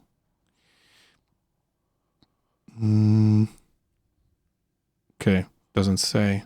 It has MIDI though, so there's a possibility, and that's what these. So here it says input output, and then there's control, and that is probably a MIDI jack translated into the like TRS format. Yeah. But it doesn't say what the USB and TRS MIDI. Oh, so it's USB. Okay, it's MIDI over USB. Gotcha. Nice. Yeah, that goes into the. And from the. Please go ahead. Yeah, what I heard in the demos, there was a reverse tremolo, which is really fucking weird. I wasn't expecting it. So it's doing the tremolo thing, but like the envelope filter, if you will, is reacting in a very different way, which I thought was really interesting. So I'm presuming this is mostly digital. So it's not like an analog ring modulator. This is probably all digital. Yes. But what I heard made it sound really interesting. Like it's got some really wacky shit in there, but very usable at the same time. Yeah. I don't have any experience with Red Panda. I've been aware of them for quite a while. But this here is like the first pedal I see from them where I go, wait a minute, this I want to try. So at some point, if I manage to like buy one or borrow one or something, I want to do a full like in-depth demo of this one because it's interesting. Ring mods is not for everybody, but if you're into like experimental stuff, especially this with like synth like pedals or fuzz, you can get some really wacky shit that's really fun and interesting to listen to. So yeah, spotted this one, thought it was cool. Another one that I spotted, I'm going to kind of do a twofer here. Yes. So there was the Red Panda. The other one that's really interesting is Dan Electro came out with the 59er guitar, which is a gold top, like their typical guitars that they come up with like the lipstick pickups. Yeah. And they also came out with the Nichols 1966 fuzz. So they have a few releases they came out with, but the 59er, the new one, the gold top one that they were showing at NAMM, looks fucking good. It looks really, really cool. And it looks like they didn't cheap out on any of the options on this particular guitar. Yeah. And as far as the fuzz is concerned, it's very different sounding than what I'm used to. There's a few videos on YouTube that you can go watch of this particular fuzz, but being like a fuzz addict, I have to have my this one at some point. So yeah, a new guitar from them, a new fuzz from them as well. Is this the one? No, that's NAMM 2020. I'm sorry. It looks a lot like this one. Yeah, it looks like this one. It's like practically the same model, but they made it more like a Gibson gold top. And there's an inclination to the pickups, which is different. Like usually their pickups are straight. Yeah. And this one they came out with, they're more slanted. So I don't know sonically what that does. Yeah, I'll just check the website and find out if there's anything on their website. Guitars new, the 59 Divine, that might be it. No, that's not it. I've been so out of touch with Dun Electro stuff that no. Yeah, this particular model is something I've been wanting for a long time. They're not overly expensive. And I know they're like, some people are going to say they're cheap guitars, but there's a sound to them. It's more of a like a vibe thing. Like you get these just for the fun of it. Like, so I'd like one of these, but more baritone. So I could do like the old country stuff with the tremolo. I really like that. And yeah, it's if we manage to find it, we could probably overlay it on this video. So I'll see if I can send you the link to the specific guitar. Yeah. And yeah, the other release from them is the Nichols 1966 fuzz. Okay. Which Dun Electro. Nah. Nichols. Yeah, so that's NICHOLS. CHOLS. Fuzz. Let's see if I can find something around that. Yeah. New for NAMM. The night. Okay, but that's a new at NAMM 4 days ago. Okay, there you go. Yeah. I've seen that one actually. The 1966 Nichols. Gotcha. Modern recreation of the Liverpool fuzz tone, which was the first fuzz created by Fox Pedals founder and current Dun Electro owner Steve Ridinger, or Ridinger, depending on how you want to pronounce it. And it's somewhere. The Nichols 1960 houses a unique 3-transistor circuit that produces a distinctive sound that falls somewhere between a fuzz and a distortion. Highly reactive to your guitar's volume knob. Okay. Interesting. Yeah, and the sound demos, if you go on YouTube, actually that very demo right there sounds great. Very cool sounding fuzz pedal, and being like the kind of player that loves fuzz, This is another one where I'm going, fuck, I'm going to have to buy that one. I don't care if it's the best sounding. I just need, like, I want like all flavors of fuzz, and that's something I don't have. So, yeah, it's on my list. And that with one of their guitars, man, I would be happy. I would love having that. I think that's a good segue into, since we were talking about fuzz, here is something that here's a fuzz pedal that you can build yourself. Coming from Third Man Hardware. Oh, okay, I hadn't seen that one. Yeah. That also released at NAMM. So, first of all, obviously there's a uniqueness to the enclosure, which is nice. And then you'll just get the black enclosure and a couple of stickers that you can apply as you see fit. And here it says, the Third Man Hardware Fuzzatron is a pedal kit that allows anyone to build their own fuzz effects. It is suitable for the beginners who have little or no soldering experience, meaning that you have to solder it. It's not like the Nauticlon where you can just, put things together and, put some goob on it and you're good to go. It comes with a detailed instruction manual and all the necessary components, meaning QR code for online access to the instruction manual. That makes sense. Circuit board components, hookup wire, battery lead, 9-volt battery not included, makes sense. Black chassis box, 1/4-inch input and output jacks, foot switch, external power jack, rubber feed, and the Third Man Hardware sticker pack. And then it has 3 controls, tone, volume, and that's it, and switch. The foot switch, obviously so it's actually 2 controls. The switch for me is not a control. It's like on and off, but anyways. So there we see more of these like ideas and concepts of, here's a bunch of stuff for a really low price. I hope it's really low price. Let me see if I can find something on the price point. Let's see. No, nothing on the price point. Do they mention which circuit it's based on? Yeah, I'm trying to. Oh, okay. Oh, so that's the MXR kind of thing. Double down pedal. Yeah. No, I don't know what it's based on, but well, wasn't Third Man Hardware judging by Please go ahead. Yeah, you were saying? No, please go ahead. Trying to find out. Yeah. I thought that it's kind of reminiscent of something like this.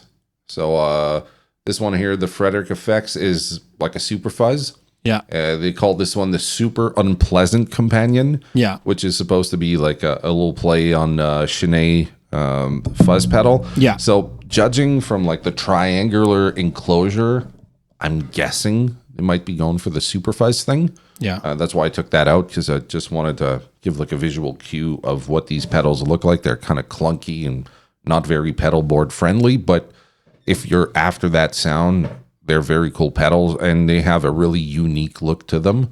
So I'm curious to see what the circuit is based on.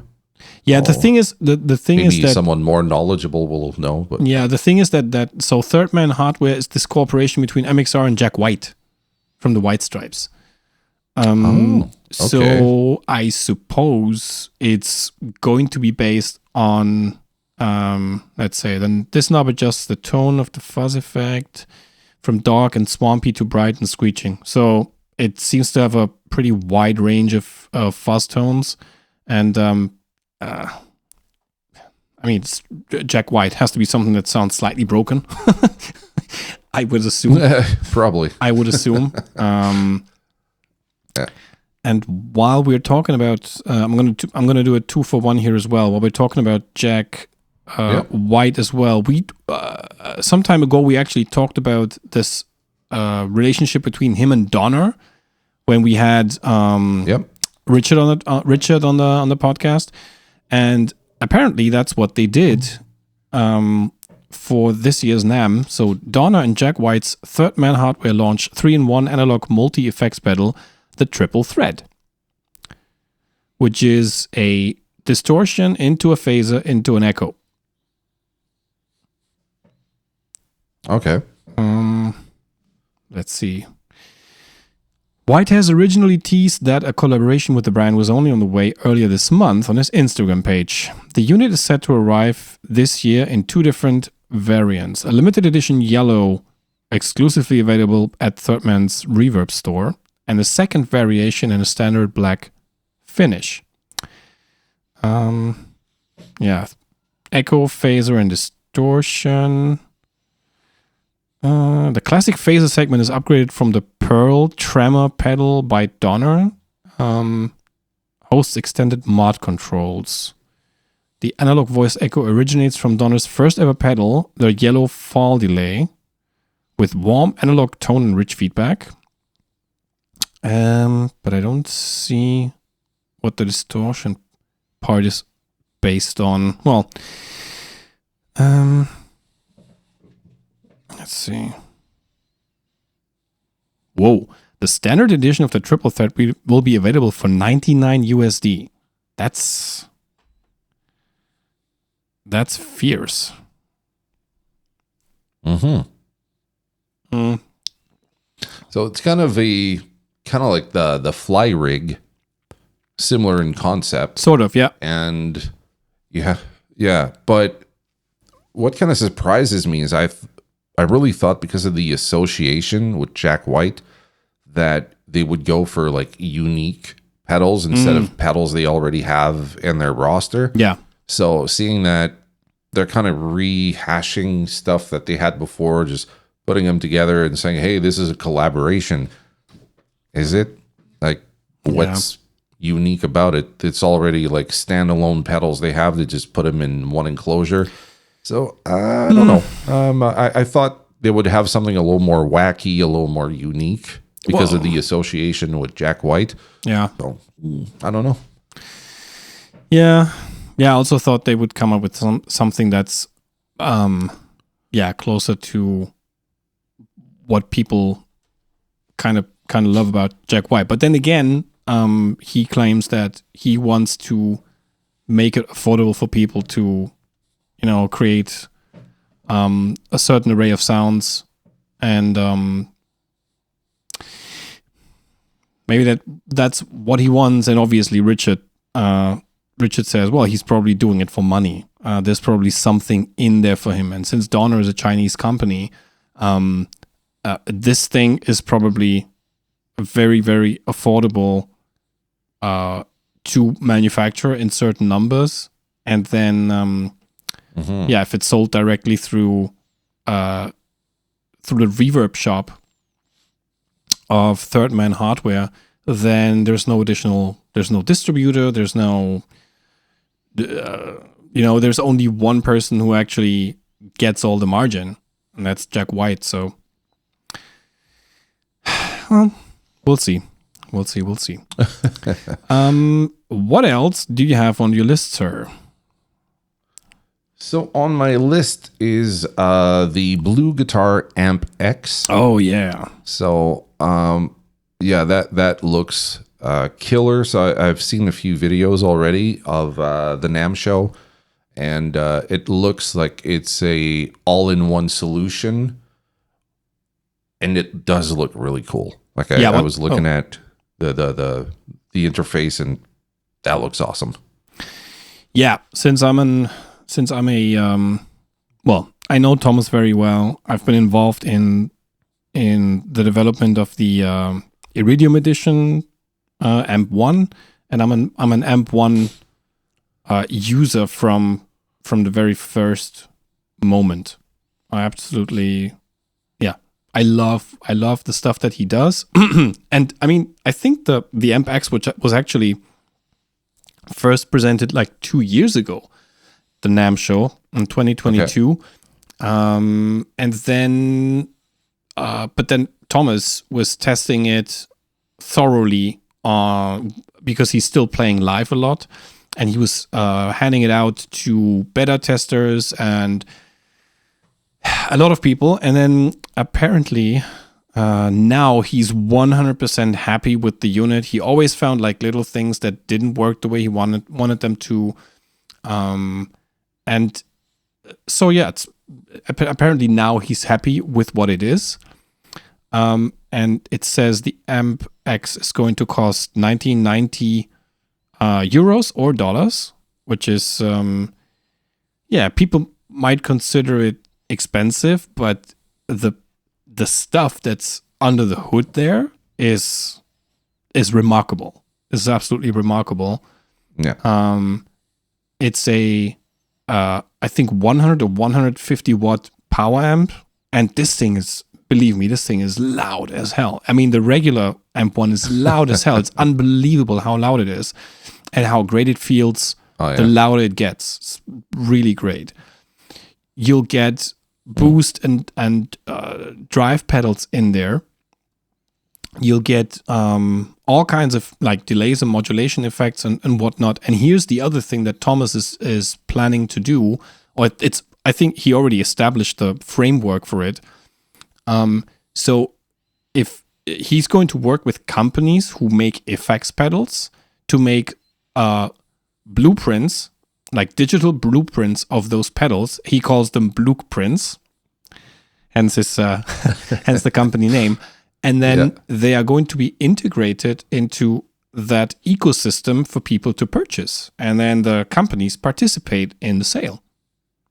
So let's say that's smart. Let's say I wanted to work with Thomas and I said, hey, here's the all you can boost. Here is the arc of tone and whatnot. And I'll then hand them over. He makes the blueprints and then they're available for people to purchase. And then I get a cut every time one of these sell, but you can use them within the Amp 1, the Amp X, sorry.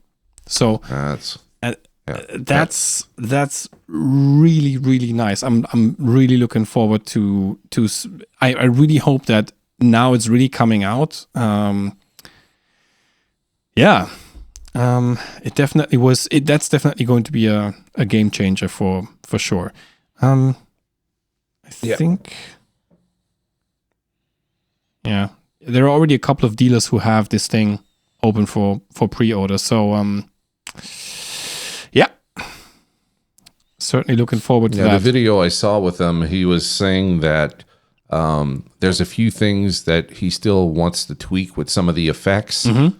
And it should be in production in the next few months, so a couple months from now. Mm-hmm. I'm really interested to see people's reactions to it, because he was saying that like he modeled his own amps, like his own Vox, his own Marshall. Yeah, he has. I think he mentioned that he had a signature pedal at some point with I think TC Electronic. So he got that modeled into this particular amplifier. So yeah, man, I really like the innovation behind his stuff. I've never played it myself. I know you have extensive use with them, but every demo I've heard with it sounds killer. So yeah. Looking forward to see what people think of this amplifier when it's out. Yeah, 100%. I'm convinced it's going to change the game a lot because of the really rich feature set. It's definitely a huge step up from the Amp 1. So super looking forward to this. Where was the one that so KMA Audio, which is a Berlin-based company, is entering the amp and cap simulation game. So a topic that we have had in like very often in these 10 episodes that we did so far was like, where are guitar players setups going in the future? Like things are becoming more compact. So this is the new end game. That's the KMA Machines end game, which does exactly what a lot of these things do, where you have like a power amp simulation and you have different cabinet IRs that you can choose from. You have extensive controls. It also has a stereo effects loop. There is an ambience control in there. What else? Double tracking feature, which is, there's... So the KMA Machine's Endgame is an amp and cabinet simulator that offers a range of features, including a foot switchable stereo effects loop, dual cabinet simulation, ambience control, foot switchable double tracker with knob, so some sort of a twin tracker feature. Pedal also has a switchable tube power amp simulation, flexible internal signal routing, and analog high headroom signal input with high impedance circuitry.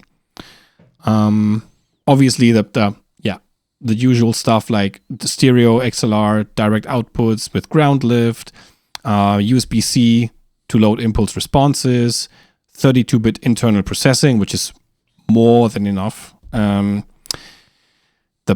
pedal's DROAC IR loader comes with 3 Celestion digital powered presets. So that's the suite that you were using and that you were praising highly at some point when we talked about different like IRs. So yeah, looks like a very, very thought out pedal. As far as I can see. Oh, I'm sorry. I didn't want to go there. I would love to see something on the price as well.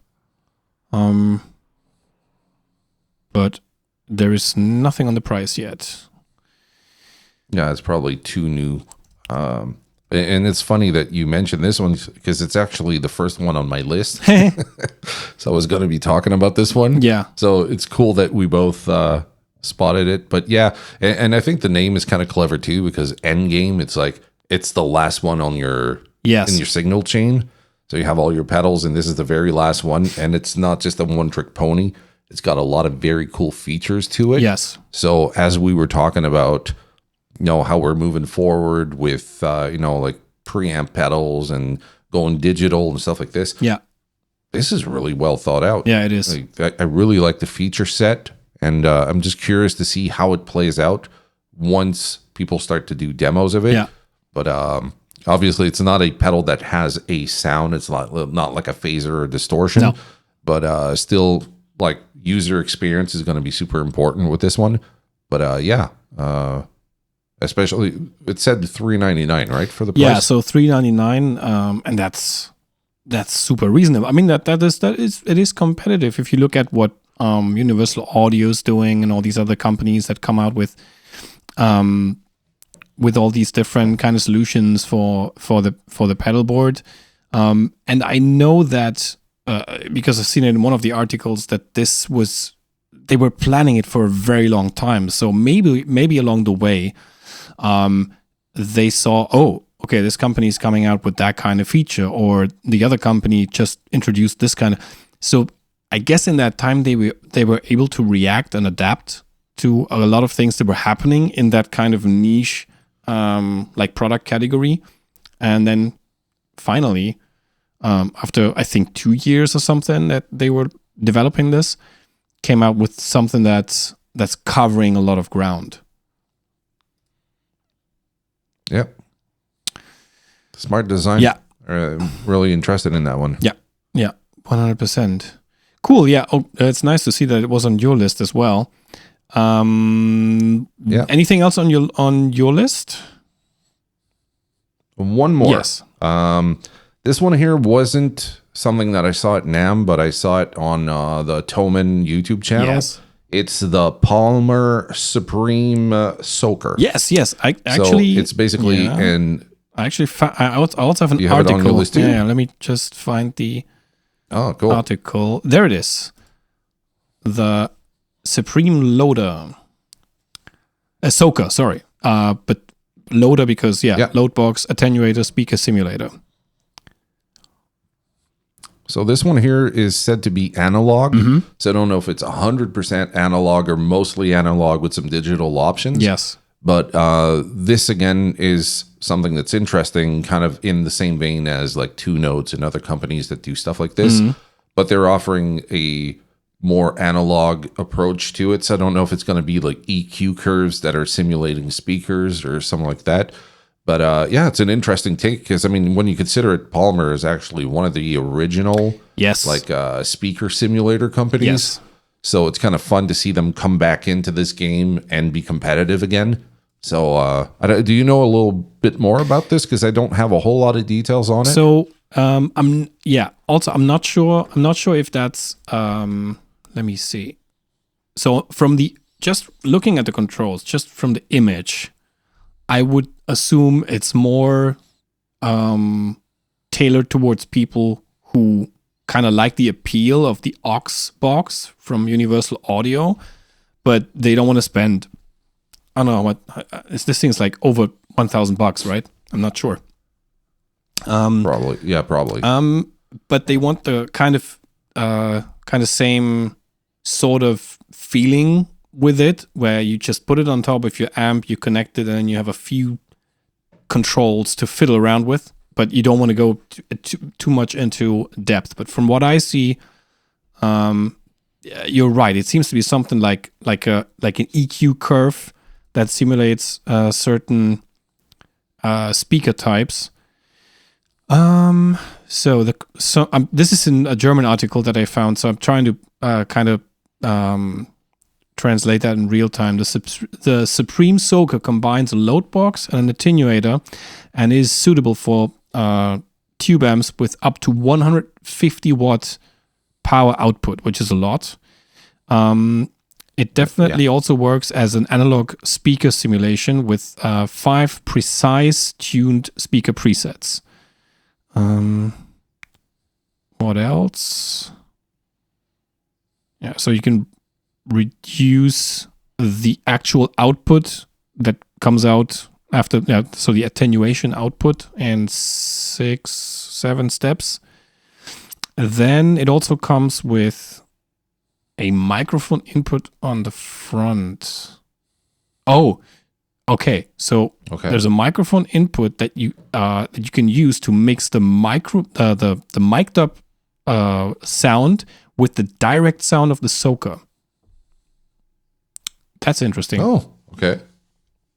That's interesting, and you can blend those. Then you have headphone outs. You have an aux in to use with external like backing track sources or something. You'll have a symmetric XLR stereo out, obviously. Stereo effects loop, reamp output to do reamping in the studio. That's great. Okay. It is completely analog, and everything that you need to control can be found in the unit itself. You don't need an app, you don't need a menu. It's just like switch it on, put it where you want to put it, and play. Palmer used their 40-year expertise from all the products, the successful products in the past, and put them into one unit, which then is going to market around 1,200 euros. Steep. That's not bad. It's not bad, but it is steep. Well, if you consider like the aux box, that at least for me as a guitar player, I'm looking at the price. I'm like, that's the price of a fucking like expensive boutique amp. Yes. Because especially when I was living in Canada, I was looking at them and I think they were like 1,800 or something like that. And I was like, holy shit, I can't afford this. So I was really happy to have what I have over here, which is the Capture 16. Yeah. But if you're looking to go down that route, I mean, you're still saving a lot of money compared to the aux box, which is digital. This one here is analog, but I think if we omit like the analog and digital aspect of it, these guys have been in this game for a long time. Yes. And they stuck to their guns. They're making like analog stuff. And from my experience with them, which is very, very sparse, to say the least, every time I tried their stuff, it's fucking stellar. And their price point are usually very competitive. Yes. When I was over at Guitar Summit, I believe it was the folks from Surfy Industries. They had a little Palmer unit, which was acting as like the cab simulator. Yeah. And believe it or not, in my opinion, they had the best fucking sound of all the units I tried. Like I tried, people were doing like the aux box and the 2 notes and that. And when I got to this little Palmer unit, I think that sells for like $60 or something like that. Yeah. It sounded fucking cool. Like it had a great sound. So if they can get that in here and it sounds killer, then maybe the price is going to be justified. If they don't sound that great and, they don't have, all the features you would find on something like the aux box and all that, which because it's digital is going to offer you way more options. But if you don't get option paralysis from this thing because, it's sticking to like the basics and fundamentals and it sounds killer, maybe the 1200 is not so steep. Yeah. And here's my pet peeve. External, I mean, I know that people want to keep things as compact as possible, but come on, guys, an external power supply. Oh, please. Well, you can't have it all, can you? No. Well, maybe that's something they could change in the future, but something like this, like you would expect, like a normal wall wart kind of input where you have the options for like North American or European electricity, something like that. But right now it's something like this. It's like you get your own cable with your own converter and you hope. And it's also the connection onto a unit like this. Like it can come undone so easily. So, yeah. Kind of weird. So here are a few things that we don't have to talk about in detail a lot, but one thing that was announced just around NAMM is that Turok acquired Divided by 13, which I found to be really interesting because so Divided by 13 was not like in the spotlight for the past couple of years, and it was like kind of laying low as far as I could see, and I was looking at it. And apparently, for some time already, their owner was looking into the possibility of selling the company. But obviously, you want to find a good fit. If you don't want to sell it to someone who's then, put it into investors' hands or something like that. So, and this guy was like really keen on trying to get the best possible match, and I think it's a great marriage because, I mean, Turok and Divided by 13 are names that you associate with high-end, handmade, hand-wired, amazing-sounding amps, that have that go by a certain tradition. So I think this is a great marriage, and apparently they are going to build all the stuff, all the existing models in Northern California, where they also built the Turok stuff. And I think that's I think it's a great marriage. I think I like that very much. And I mean, to some extent, obviously, I mean, there are amps that are totally outside the financial range of a lot of people. I mean, Turok amps, some of those are like really, really, really expensive. But I also don't see a lot of used Turok amps out there flooding the used market, which is probably testament to the stuff is good and people tend to keep them because they just sound good. So maybe, you spend more on an amplifier, but it's a good investment. Even the Divided by 13 stuff. Oh, I think I saw one once on the used market here locally, like really one time. And Turoks, like the Turok stuff, I think I've seen once, but they were like really small model, like 20-watt heads. You don't see like the big, like 50 or 100-watt, whatever they are. You don't see them on the used market. So usually they're like more, I guess we could say, entry level for the company, like the smaller, lower wattage, less option amps that you're going to see on the used market. But I mean, these are very specific. Like if you go for Divided by 13, Turok, companies like those, they have they really know their branding. They know what they're doing. People who come to them for that specific thing that they do. Yes. And I have like really profound respect for companies that know what they're about. Companies that try to do kind of like the family restaurant thing where you can order Chinese food or Italian or Mexican. They tend to not be that great at what they do because they're not specific enough. And when you see that in guitar companies, that tends to happen too. They're kind of like lukewarm for the most part.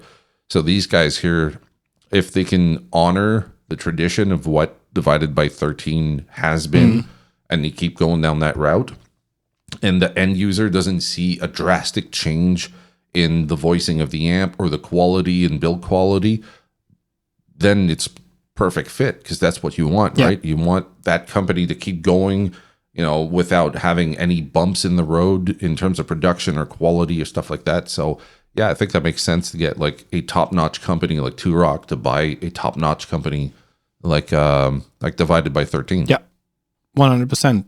And while we're talking about top-notch, the other news that I saw that I found very interesting is that Victory, who has been known in the past couple of years for doing like, in my opinion, very affordable amps made in the UK, and obviously modeled after some of the like US or Brit classics that are out there, and that, but also giving it like their own spin.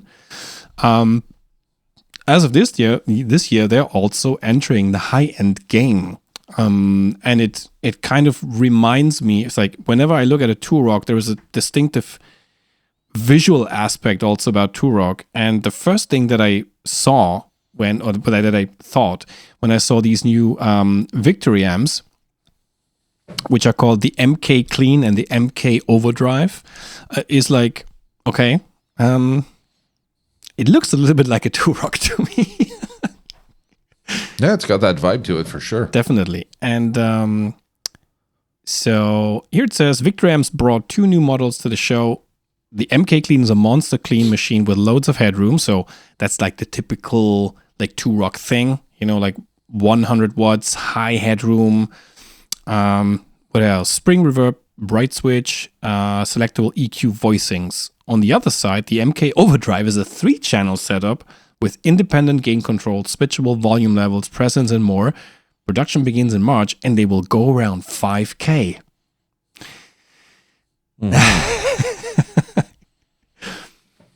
Yeah. From what I saw, there was an interview with, I'm not sure the name, Martin Miller, I think, used to be at Cornford, and he was explaining that this particular one, the Overdrive version, is kind of taking from one of the Cornford like flagship amps. Yes. And there's just a new approach to it. And Martin Kidd is the guy who was at Cornford. He also worked at Matchless, actually, as far as I know. Okay. So he was also a designer at Matchless.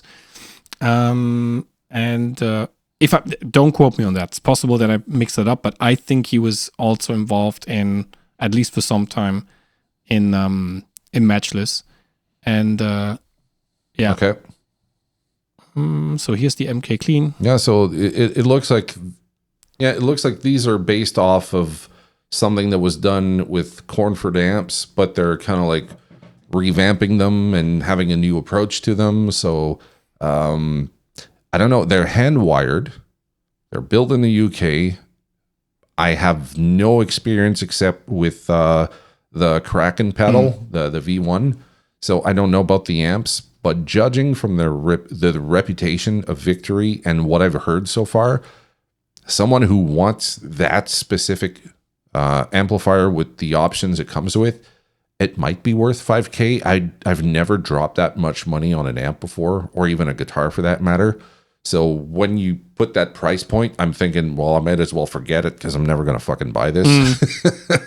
But it's not because I wouldn't want to. Maybe I would plug into this and weep myself to sleep at night thinking, fuck, I'm going to have to sell everything to buy this fucking amp. But I'd rather not. Yeah. When I see the price tag on something, sometimes I go, okay, I have to erase this from my mind because I'm never going to buy this. Like, there's no way I'm ever going to drop $5K on an amp. And 5K, are we just talking about the head alone, or are we talking head and 2x12 cab, or? No, that's just for the head alone. And you were right about what you said. So starting point for the MK Overdrive, where there is no image on this website. I think they didn't make or create images for that one yet. So the starting point for the MK Overdrive was the Cornford MK50 Kid's Revert Blues Rock amp head. The end goal for Kid here was to design the ultimate overdrive amp. So he's taken some of that stuff that was in the Cornford and made the whole thing like a multi-channel amp. Clean. The overdrive channel, meanwhile, supposedly has enough muscle and aggression for modern rock and metal players. So he's kind of taking all the stuff that he offers in different heads and puts it into one kind of high-end format. What I've like the context from all the stuff that I've seen is the reason why they are so expensive is they're made in the UK by hand, but also they go no compromise on components.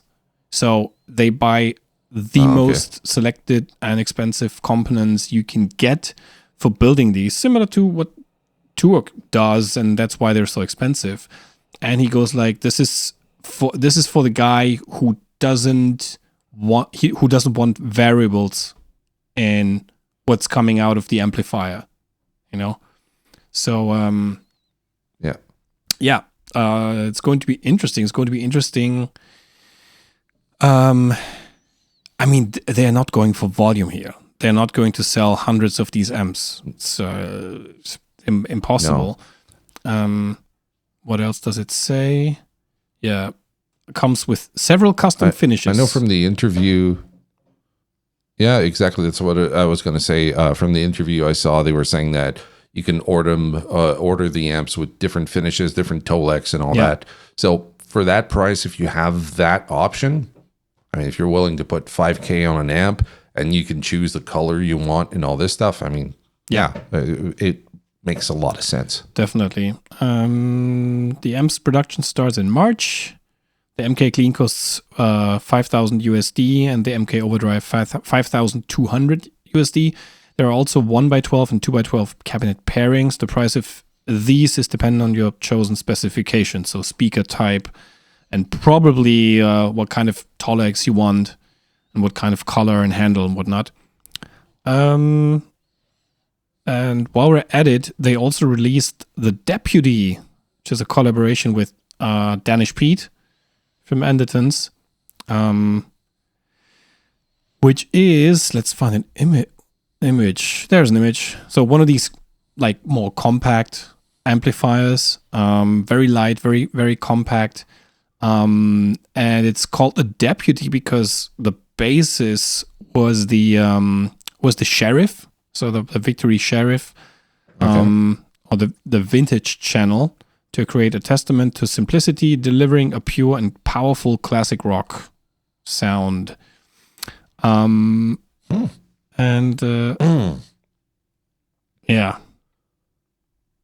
what does it say? That would be more my style. Yeah, most likely. Something like this. Simpler, 25 watts.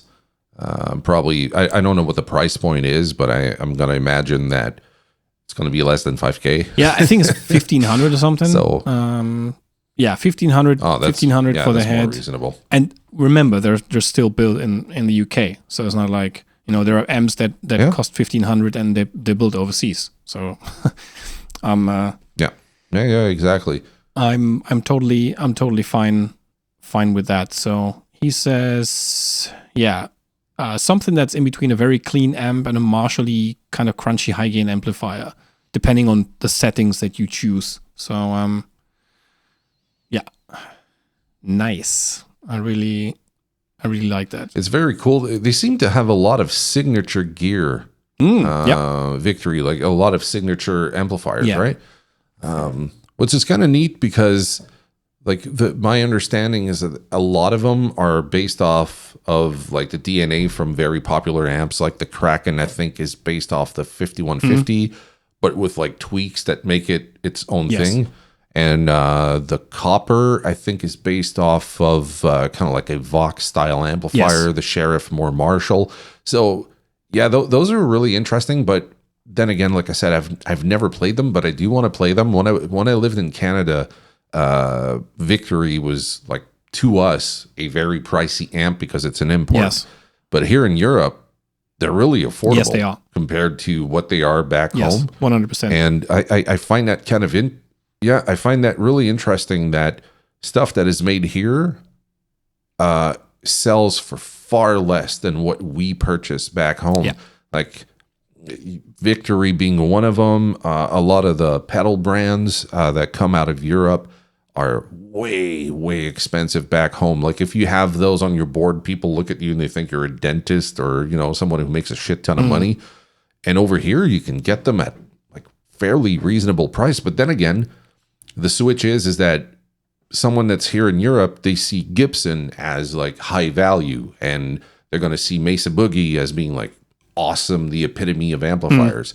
And it seems like just because we're overseas and we're looking at the products being made somewhere else, because of the import and all that and how much it costs, they get sold for a shit ton of money. So Victory, when I was in Canada, like I was looking at the price, I was like, holy fuck, these things are expensive. Yeah. And then I get over here, I walk into a music store, I'm like, holy fuck, these things are pretty affordable. Yeah. So while I'm here, if I can grab one and I like it, I'm probably going to purchase it here rather than back home because the price difference is huge. Yeah, definitely is. Yeah, this episode is already very long, so I'm gonna try to narrow it down. Yeah, it's nobody's gonna people are gonna fall asleep. So one thing that for you as a Canadian might be interesting that I found was this this news where Alex Lifeson, who recently not only launched a signature amp line and a signature I think distortion and overdrive pedal, also is going into a collaboration with Godin guitars for a Lurkst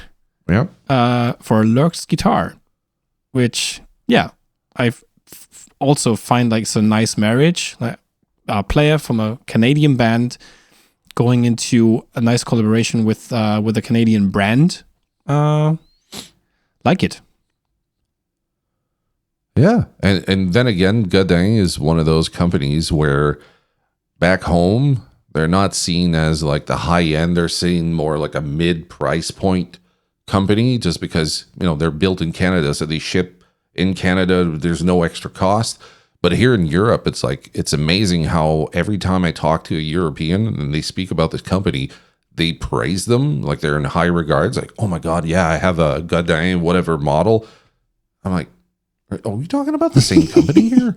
And it seems like, for whatever reason, Canadians, they don't really appreciate what they have. So we have Godin back in Canada. We also have Trainer, which is a amp company that's been around for a long time. And Trainers for us is kind of like you go into a music store, you pay $500 for a head, you bring it out on tour, you beat the shit out of it, and it just takes a licking and keeps on kicking. Yes. And over here, it's like people, oh yeah, I have an old Trainer, and they covet them because they're not as readily available in Europe. So kind of like to that point I was making earlier, it's kind of funny to see that people are like, holy shit, a Canadian music legend goes with, a Canadian company. Yeah, it makes a lot of sense because he could have gone with Gibson. He could have gone with, pretty much any company. But going with these guys, knowing how they make their guitars, if you ever go out and look at, they have a few documentaries about how they make guitars, and these guys are top notch. They know what the fuck they're doing, and they have a great price point. So I'm wondering how much this is going to sell for. Is it going to be more for the consumers, or is it going to be more for the collectors? So I'm kind of interested in seeing how they are approaching this. The Limelight is available now with a map of 3,999. Oh, I'm sorry. Expensive. No, that's M's. Yeah. Sorry, that's M's.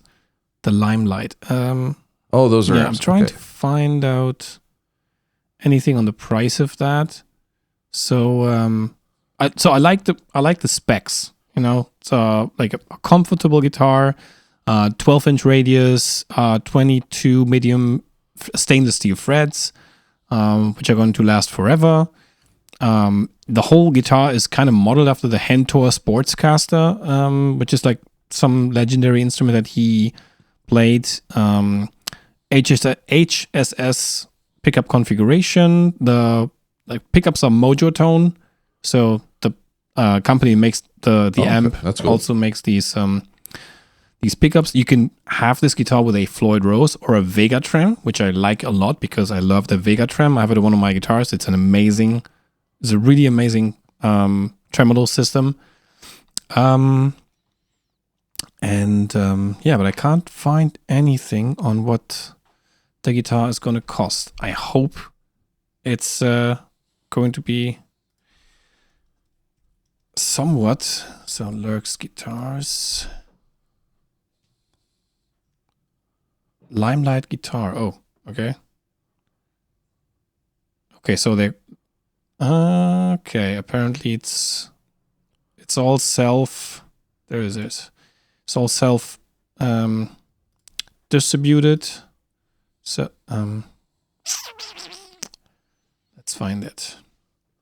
So you would have to buy it from their website. Yes. In order to. So basically, Godin is making the guitars for them. Yes. But Godin is not selling it. Okay, I see. So here you can get this with the Vega Trem. Made in Canada. No, I don't want to join the family yet. But no price point. Oh, but this is the Godin Guitars website. So. Okay, so they are selling the guitar. That's cool. Exactly. Is it pre-order maybe? Possible. Can't find anything on the price. Godin Lurks guitar. Let's see if I can find some. Oh, it's 5,000 Canadian. What? Yeah. with a Floyd Rose is 5,000 Canadian. Shit. Yeah. Holy. Okay, yeah, that's not accessible to everybody. Okay. Yeah. Because usually Godin has like very good prices on their guitars. Yes. But this year is probably one of those association where like everything is so fucking high spec. Yeah. That they don't have a choice but to sell it at this price point. Yeah. So yeah, 5K again, not within my disposable income budget. No. At all. Definitely not. Yeah. So I'm just gonna try to combine a few things here. So essentially, like Fender looked at what was working within their vintage and US range, and then kind of brought replicas of that within the Squire range. So the vintage style classic vibe kind of takes what's working well within their like American vintage line. That's something they did, but they were not at NAMM, so they also did something around NAMM. They were not at some of these big companies are not at NAMM anymore. Here's another Canadian company celebrating their 10th anniversary with a 10th anniversary head, the Rev Generator 120B, which has 2 notes direct capabilities included. So another one of those amps where, you have a 120 watt amp, which is going to, throw your neighbors off the roof, most likely. But because you have a 2 notes, built in, what is it? Yeah, 2 notes embedded reactive low. I suppose the Captor X. You could just go directly into your audio interface and be fine with that.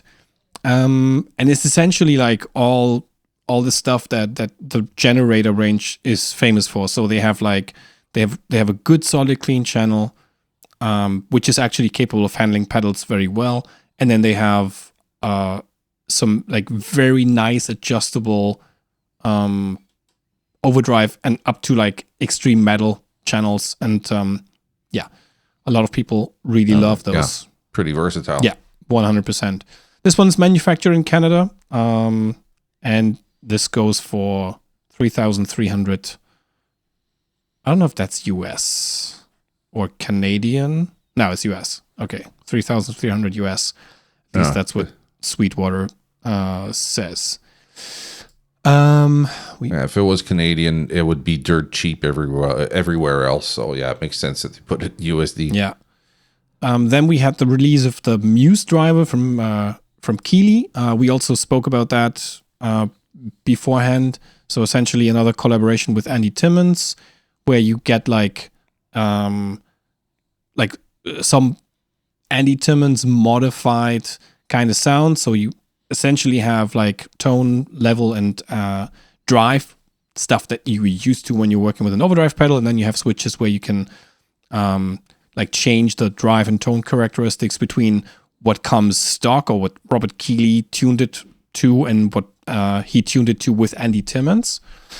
And of course it says, simply adding the Muse driver to your pedal board will make your rig sound better, obviously. You can switch between true bypass and buffered bypass, which is nice. Classic blues driver circuit with decades Keeley mod experience. Germanium-based overdrive crafted with Andy Timmons direction. Okay, so yeah, apparently there is a possibility to get like the germanium diodes in there. Yeah, exactly. Drive switch alternates between asymmetrical silicon or dual germanium diodes. Okay. We saw that. How much? Are they saying what it's based on, or? No, but classic blues driver would make me think that they took the blues driver unit. So I mean, Keeley became famous for like modding the Boss blues driver unit. The fat mod. Yeah, the fat mod, and I think that might be the exactly. If the tone switch is down and in the RK position, that features the legendary fat mod, providing more low end frequency response, perfect for pushing up vintage or single coil pickups. Okay. How much does that go for? Is there a price for that? Let me see. Oh, come on. Why are you so slow? $200. Huh? It's okay. Oh, that's not bad. It's okay. It's not bad at all. Yeah. Clean boost to square the wave Halo, fuzz. Okay, so basically it's a heavily modded blues driver. Yes. Heavily modded blues driver, and you got to give credit to for the enclosure. It's like they're doing things their style, so Keeley always kind of stands out, and it's a very minimalistic design. I like that. You know, there's looks sleek. I like that too. Yeah, yep. And since they are capable of doing everything in house, it doesn't. There's no one that looks great. And then, what else? Yeah, we also talked about this one. So, Electro Harmonix made the news again with this like limited edition Big Muff in a gold enclosure, and apparently they sold out in just an hour or two. So it was on the website, wasn't even fully announced yet. And, crazy. Yeah, and my guess is we are going to see a lot of that very soon for 2 or 3 times the price on Reverb. Oh, for sure. You can count on it for sure. Yep. Yeah. It's going to be terrible. And in the end, it's a big muff. As you know, it's well, especially that they're going for the Ram's Head, which is like considered to be one of the fan favorites. Yeah. Obviously, someone who's into Big Muff, they're going to like all of them. But that seems to be the favored one, and it's actually the one I have too. Like I have the Nano version. And I love it. I think it's one of the better circuits that I've played that's based on the Big Muff. Because if you start to explore, they all have differences that are kind of significant. A lot of mid scoop, and the ram's head doesn't feel as scooped, so way more usable. And yeah, especially now it's gold. Yeah. How many YouTubers do you think are gonna do I love gold? It's just like the Austin Powers thing. It's gonna have it should be funny. Mr. Powers, I love gold. It's going to be fun. We can't cover everything because this is going to be like a 10-hour episode, but I kept the most controversial one for last, which is Fulltone. Of course you have. Fulltone is back in business and announced a full relaunch in collaboration with Jackson Audio, which was a surprise to many people because obviously Mike Fuller, I think it was 2022, like the end of 2022, he announced that he's going to retire the business and go over to his ranch in Tennessee, where he also has like a tone studio and like recording studio, and it's just gonna do that.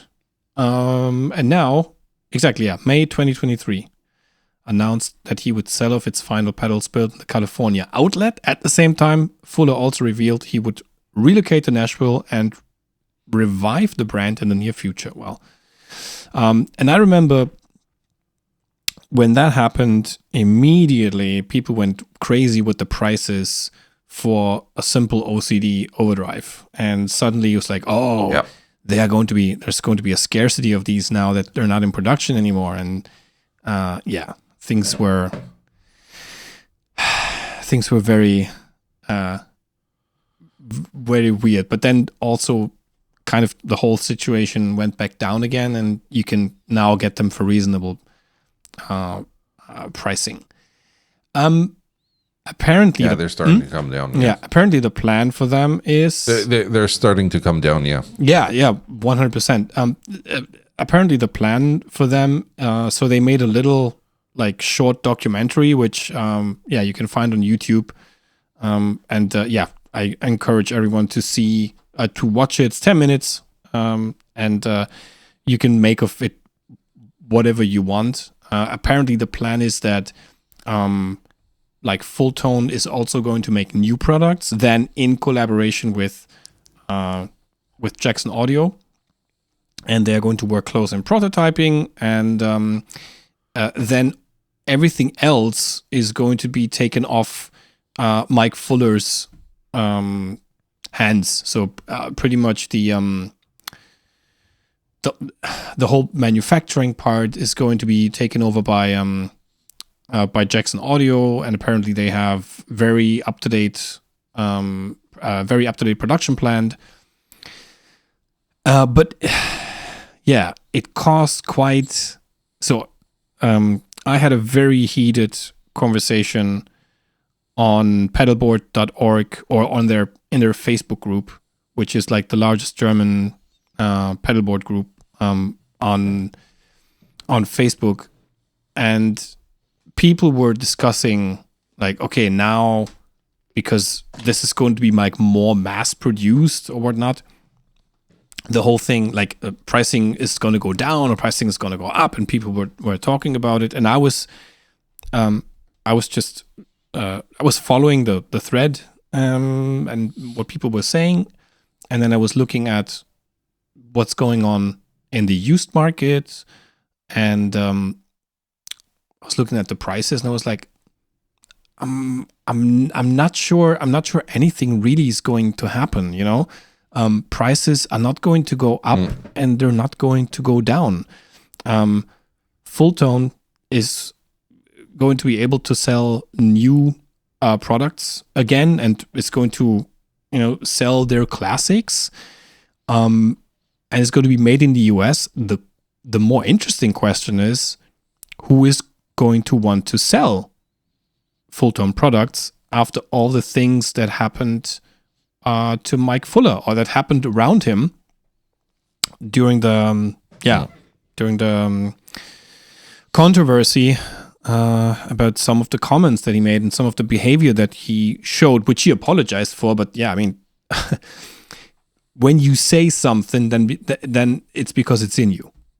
You know, it's not because it just slipped out because you had a brain fart or something. And if there was a brain fart, there's still something in your brain that made you fart it out. So, I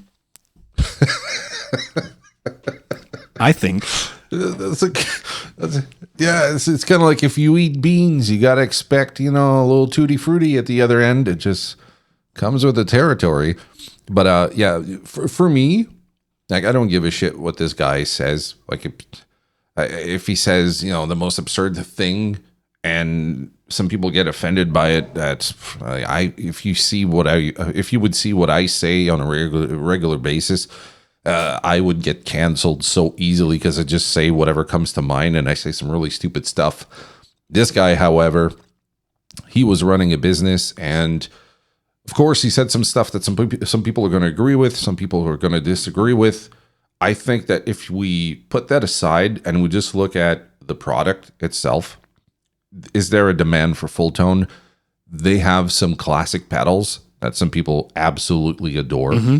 And it might not be you and I's cup of tea, but for those who want it, knowing that a company like Jackson Audio is taking over the production, and from what I've seen that short documentary, and it looks like the owner of Jackson Audio really has a deep appreciation for full tone and the legacy, and I don't think he's going to go and fuck it up. I think he really has an intention to keep making things the way that Mike Fuller intends to make it. So if that's what they do, what's going to happen, as far as I can see, is that all the price hiking. Fuck, I got a hard time talking. Like, all the price hike on the older pedals are going to start to come down because they're going to be doing them again, and then you're going to have all the people saying, "Oh no, it's not made the same. The old stuff is good. The new stuff is shit." I can't see that happening with Jackson Audio because all they do is like stellar quality, and if they're taking the legacy of full tone and they're really respecting it, we should be having, like, maybe not 1-to-1 comparison, but pretty fucking close. Because, I mean, it's not like there was some special recipe that went into making those pedals that you can't analyze and reproduce. Yeah. Vox has told you that they analyze the old Vox and they can reproduce them. And you could probably do the same fucking thing with a pedal. Yeah. So what's going to happen is all the people keeping the prices really high on those old ones is going to start to come down. And we're going to see a shift for the consumer that wants to get maybe, I don't know, the full tone overdrive, whatever, like the OCD or something like that, Yeah. Some of the rotary stuff that he was doing. Then you can get them at a normal expected price instead of paying a fucking premium because the company doesn't exist anymore. Mm.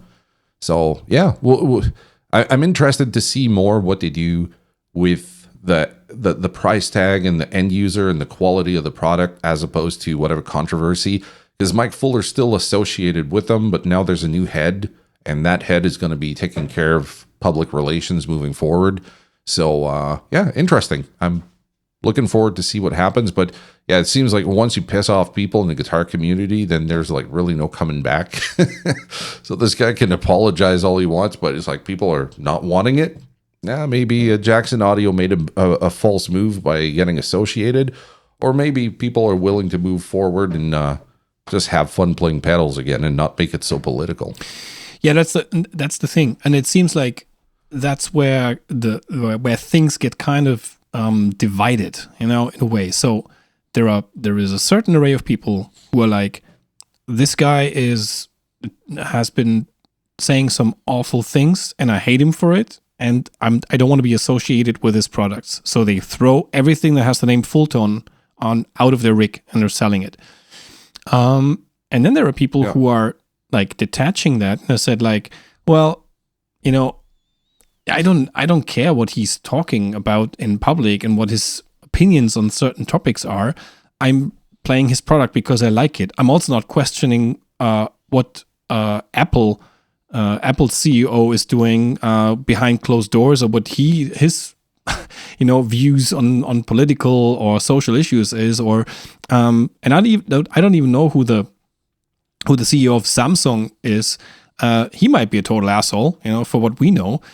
We have no clue. Yeah. But obviously, the big difference is that this industry is so niche and is so small but so well connected that and people seem to be so much more emotional about these things then obviously then you get that kind of like diverse movement to like one side of the spectrum where you're like, I don't want to be associated with this guy ever, and other people are like, I don't care, I'm just playing this Overdrive because it sounds good, and I don't care if the guy is a total dork. And yeah, that was kind of the thing in that thread where the discussion where I was like, okay, I don't see the prices going up and down. I see more as like who is going to sell them after all of these things that happened, and we're gonna have to see. They can do the direct sales. They're definitely going to sell direct. That's for sure. Guitar Center threw them out. Reverb threw them out, and a couple of other retailers as well. And now I see that after the news of the relaunch spread, I saw a few European dealers saying we're trying to get those pedals back in stock and whatnot. So apparently, it's gonna go this way or the other, and people are just going to make a decision on whatever they see fit. I was never a big fan of his pedals. I think the OCD is an okay overdrive. Many people love it. I think the full drive was an okay kind of overdrive / boost. I had more appreciation for the Deja Vibe stuff. So the vibe stuff that he did was really, really cool. Yeah. But that's about it. And as far as Jackson Audio goes, I have no experience with their products at all, but I commented on a Facebook post around this relaunch. Somebody posted it, and there was one guy that said, well, Jackson Audio made one great pedal that I bought, and then I bought another pedal, and that pedal was totally terrible, and I had to send it back 3 times, and then they ended up keeping it and giving me my money back. So while that is an isolated event, obviously, seeing the stuff that Jackson Audio does, which is more advanced as far as the internal things go, well, I'm happy to wait and see what is happening. I don't expect fluctuation in the market, but I also don't expect that this relaunch is going to be overly successful, because if I look at the pricing of an OCD as new as it's on Fulltone's website right now, and if I compare that with the pricing in the used market with a difference of almost 100 euros, I'm like, why would I buy a new one? It's the same stupid pedal. Yeah. And I think what we're seeing too, because I know you have a deep appreciation for stand-up comics like George Carlin and guys like that from the 1980s, which were very vocal about their own political opinions. And I think we're starting to see, without making this political, I think we've seen too much politics and personal beliefs get seeped into companies, and then companies are afraid to get associated with someone because they said something bad one time, and you see people drop out. And then if the public is like, okay, maybe we'll give Fulltone a second chance, you see all the vultures come in oh, maybe we're going to get associated with Fulltone again. And you can tell a lot of people are full of shit. They pretend to have principles when they don't. Yeah. And I love seeing that a company wants to make a comeback and the public tells you whether they accept it or not. So if they have success, that means people have moved past this and they're willing to start purchasing the products again. Because I'm certain there's got to be a lot of diehard Fulltone fans. Yeah. Much like you, I don't really care for Fulltone. I had the OCD version 1.4 and I tried to love it. Everyone was telling me, oh man, those Fulltone are amazing. with the Vox amplifier. For my personal taste, I thought it was okay at best. It didn't play well with other pedals.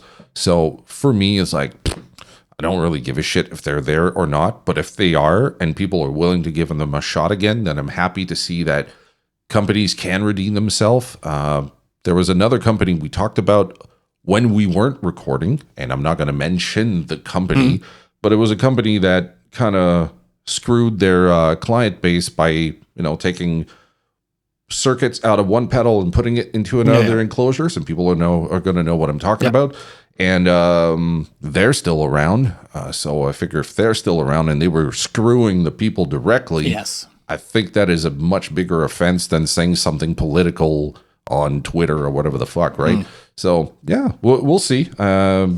Being a free market and we vote with our money, maybe Full Tone is going to go like this, or maybe they're have a resurgence, or maybe they're not going to make a splash and next year they're going to close again. Who fucking knows? But it's kind of interesting to see like the political landscape get mixed in with consumerism and see how people react to this and vote with their hard-earned money. Yes. So, yeah, very interesting topic. Yes, definitely. As we said, we cannot cover all of the stuff that launched at NAMM. So, it's going to take too long.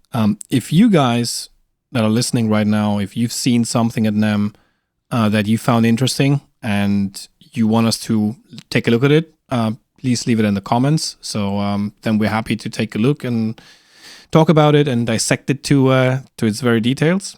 I think we do have a guest for next week. We're not going to reveal who it is yet, but I think it's going to be very interesting.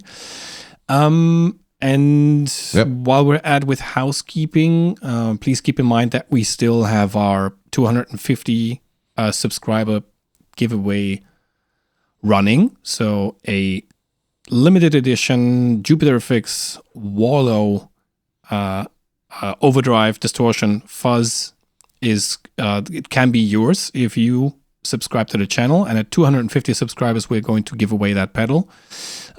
Subscribing is free. Doesn't cost you anything, but you can actually win something if you do. So, And the 250 is coming up soon. 250 is coming up soon. We are currently at 195. And that is YouTube subscribers. We are also running on a couple of podcasting platforms such as Spotify and Apple Podcasts, but we're talking about YouTube. So 195. So another 55, and the giveaway is actually going to take place. And we're going to do that live during a podcast episode for full transparency. I think we can close this almost 3-hour long episode. It's our longest one. Number 10, and we went all out with it. Oh, awesome. It was as always, a pleasure to talk to you about all these interesting things that are coming around NAMM.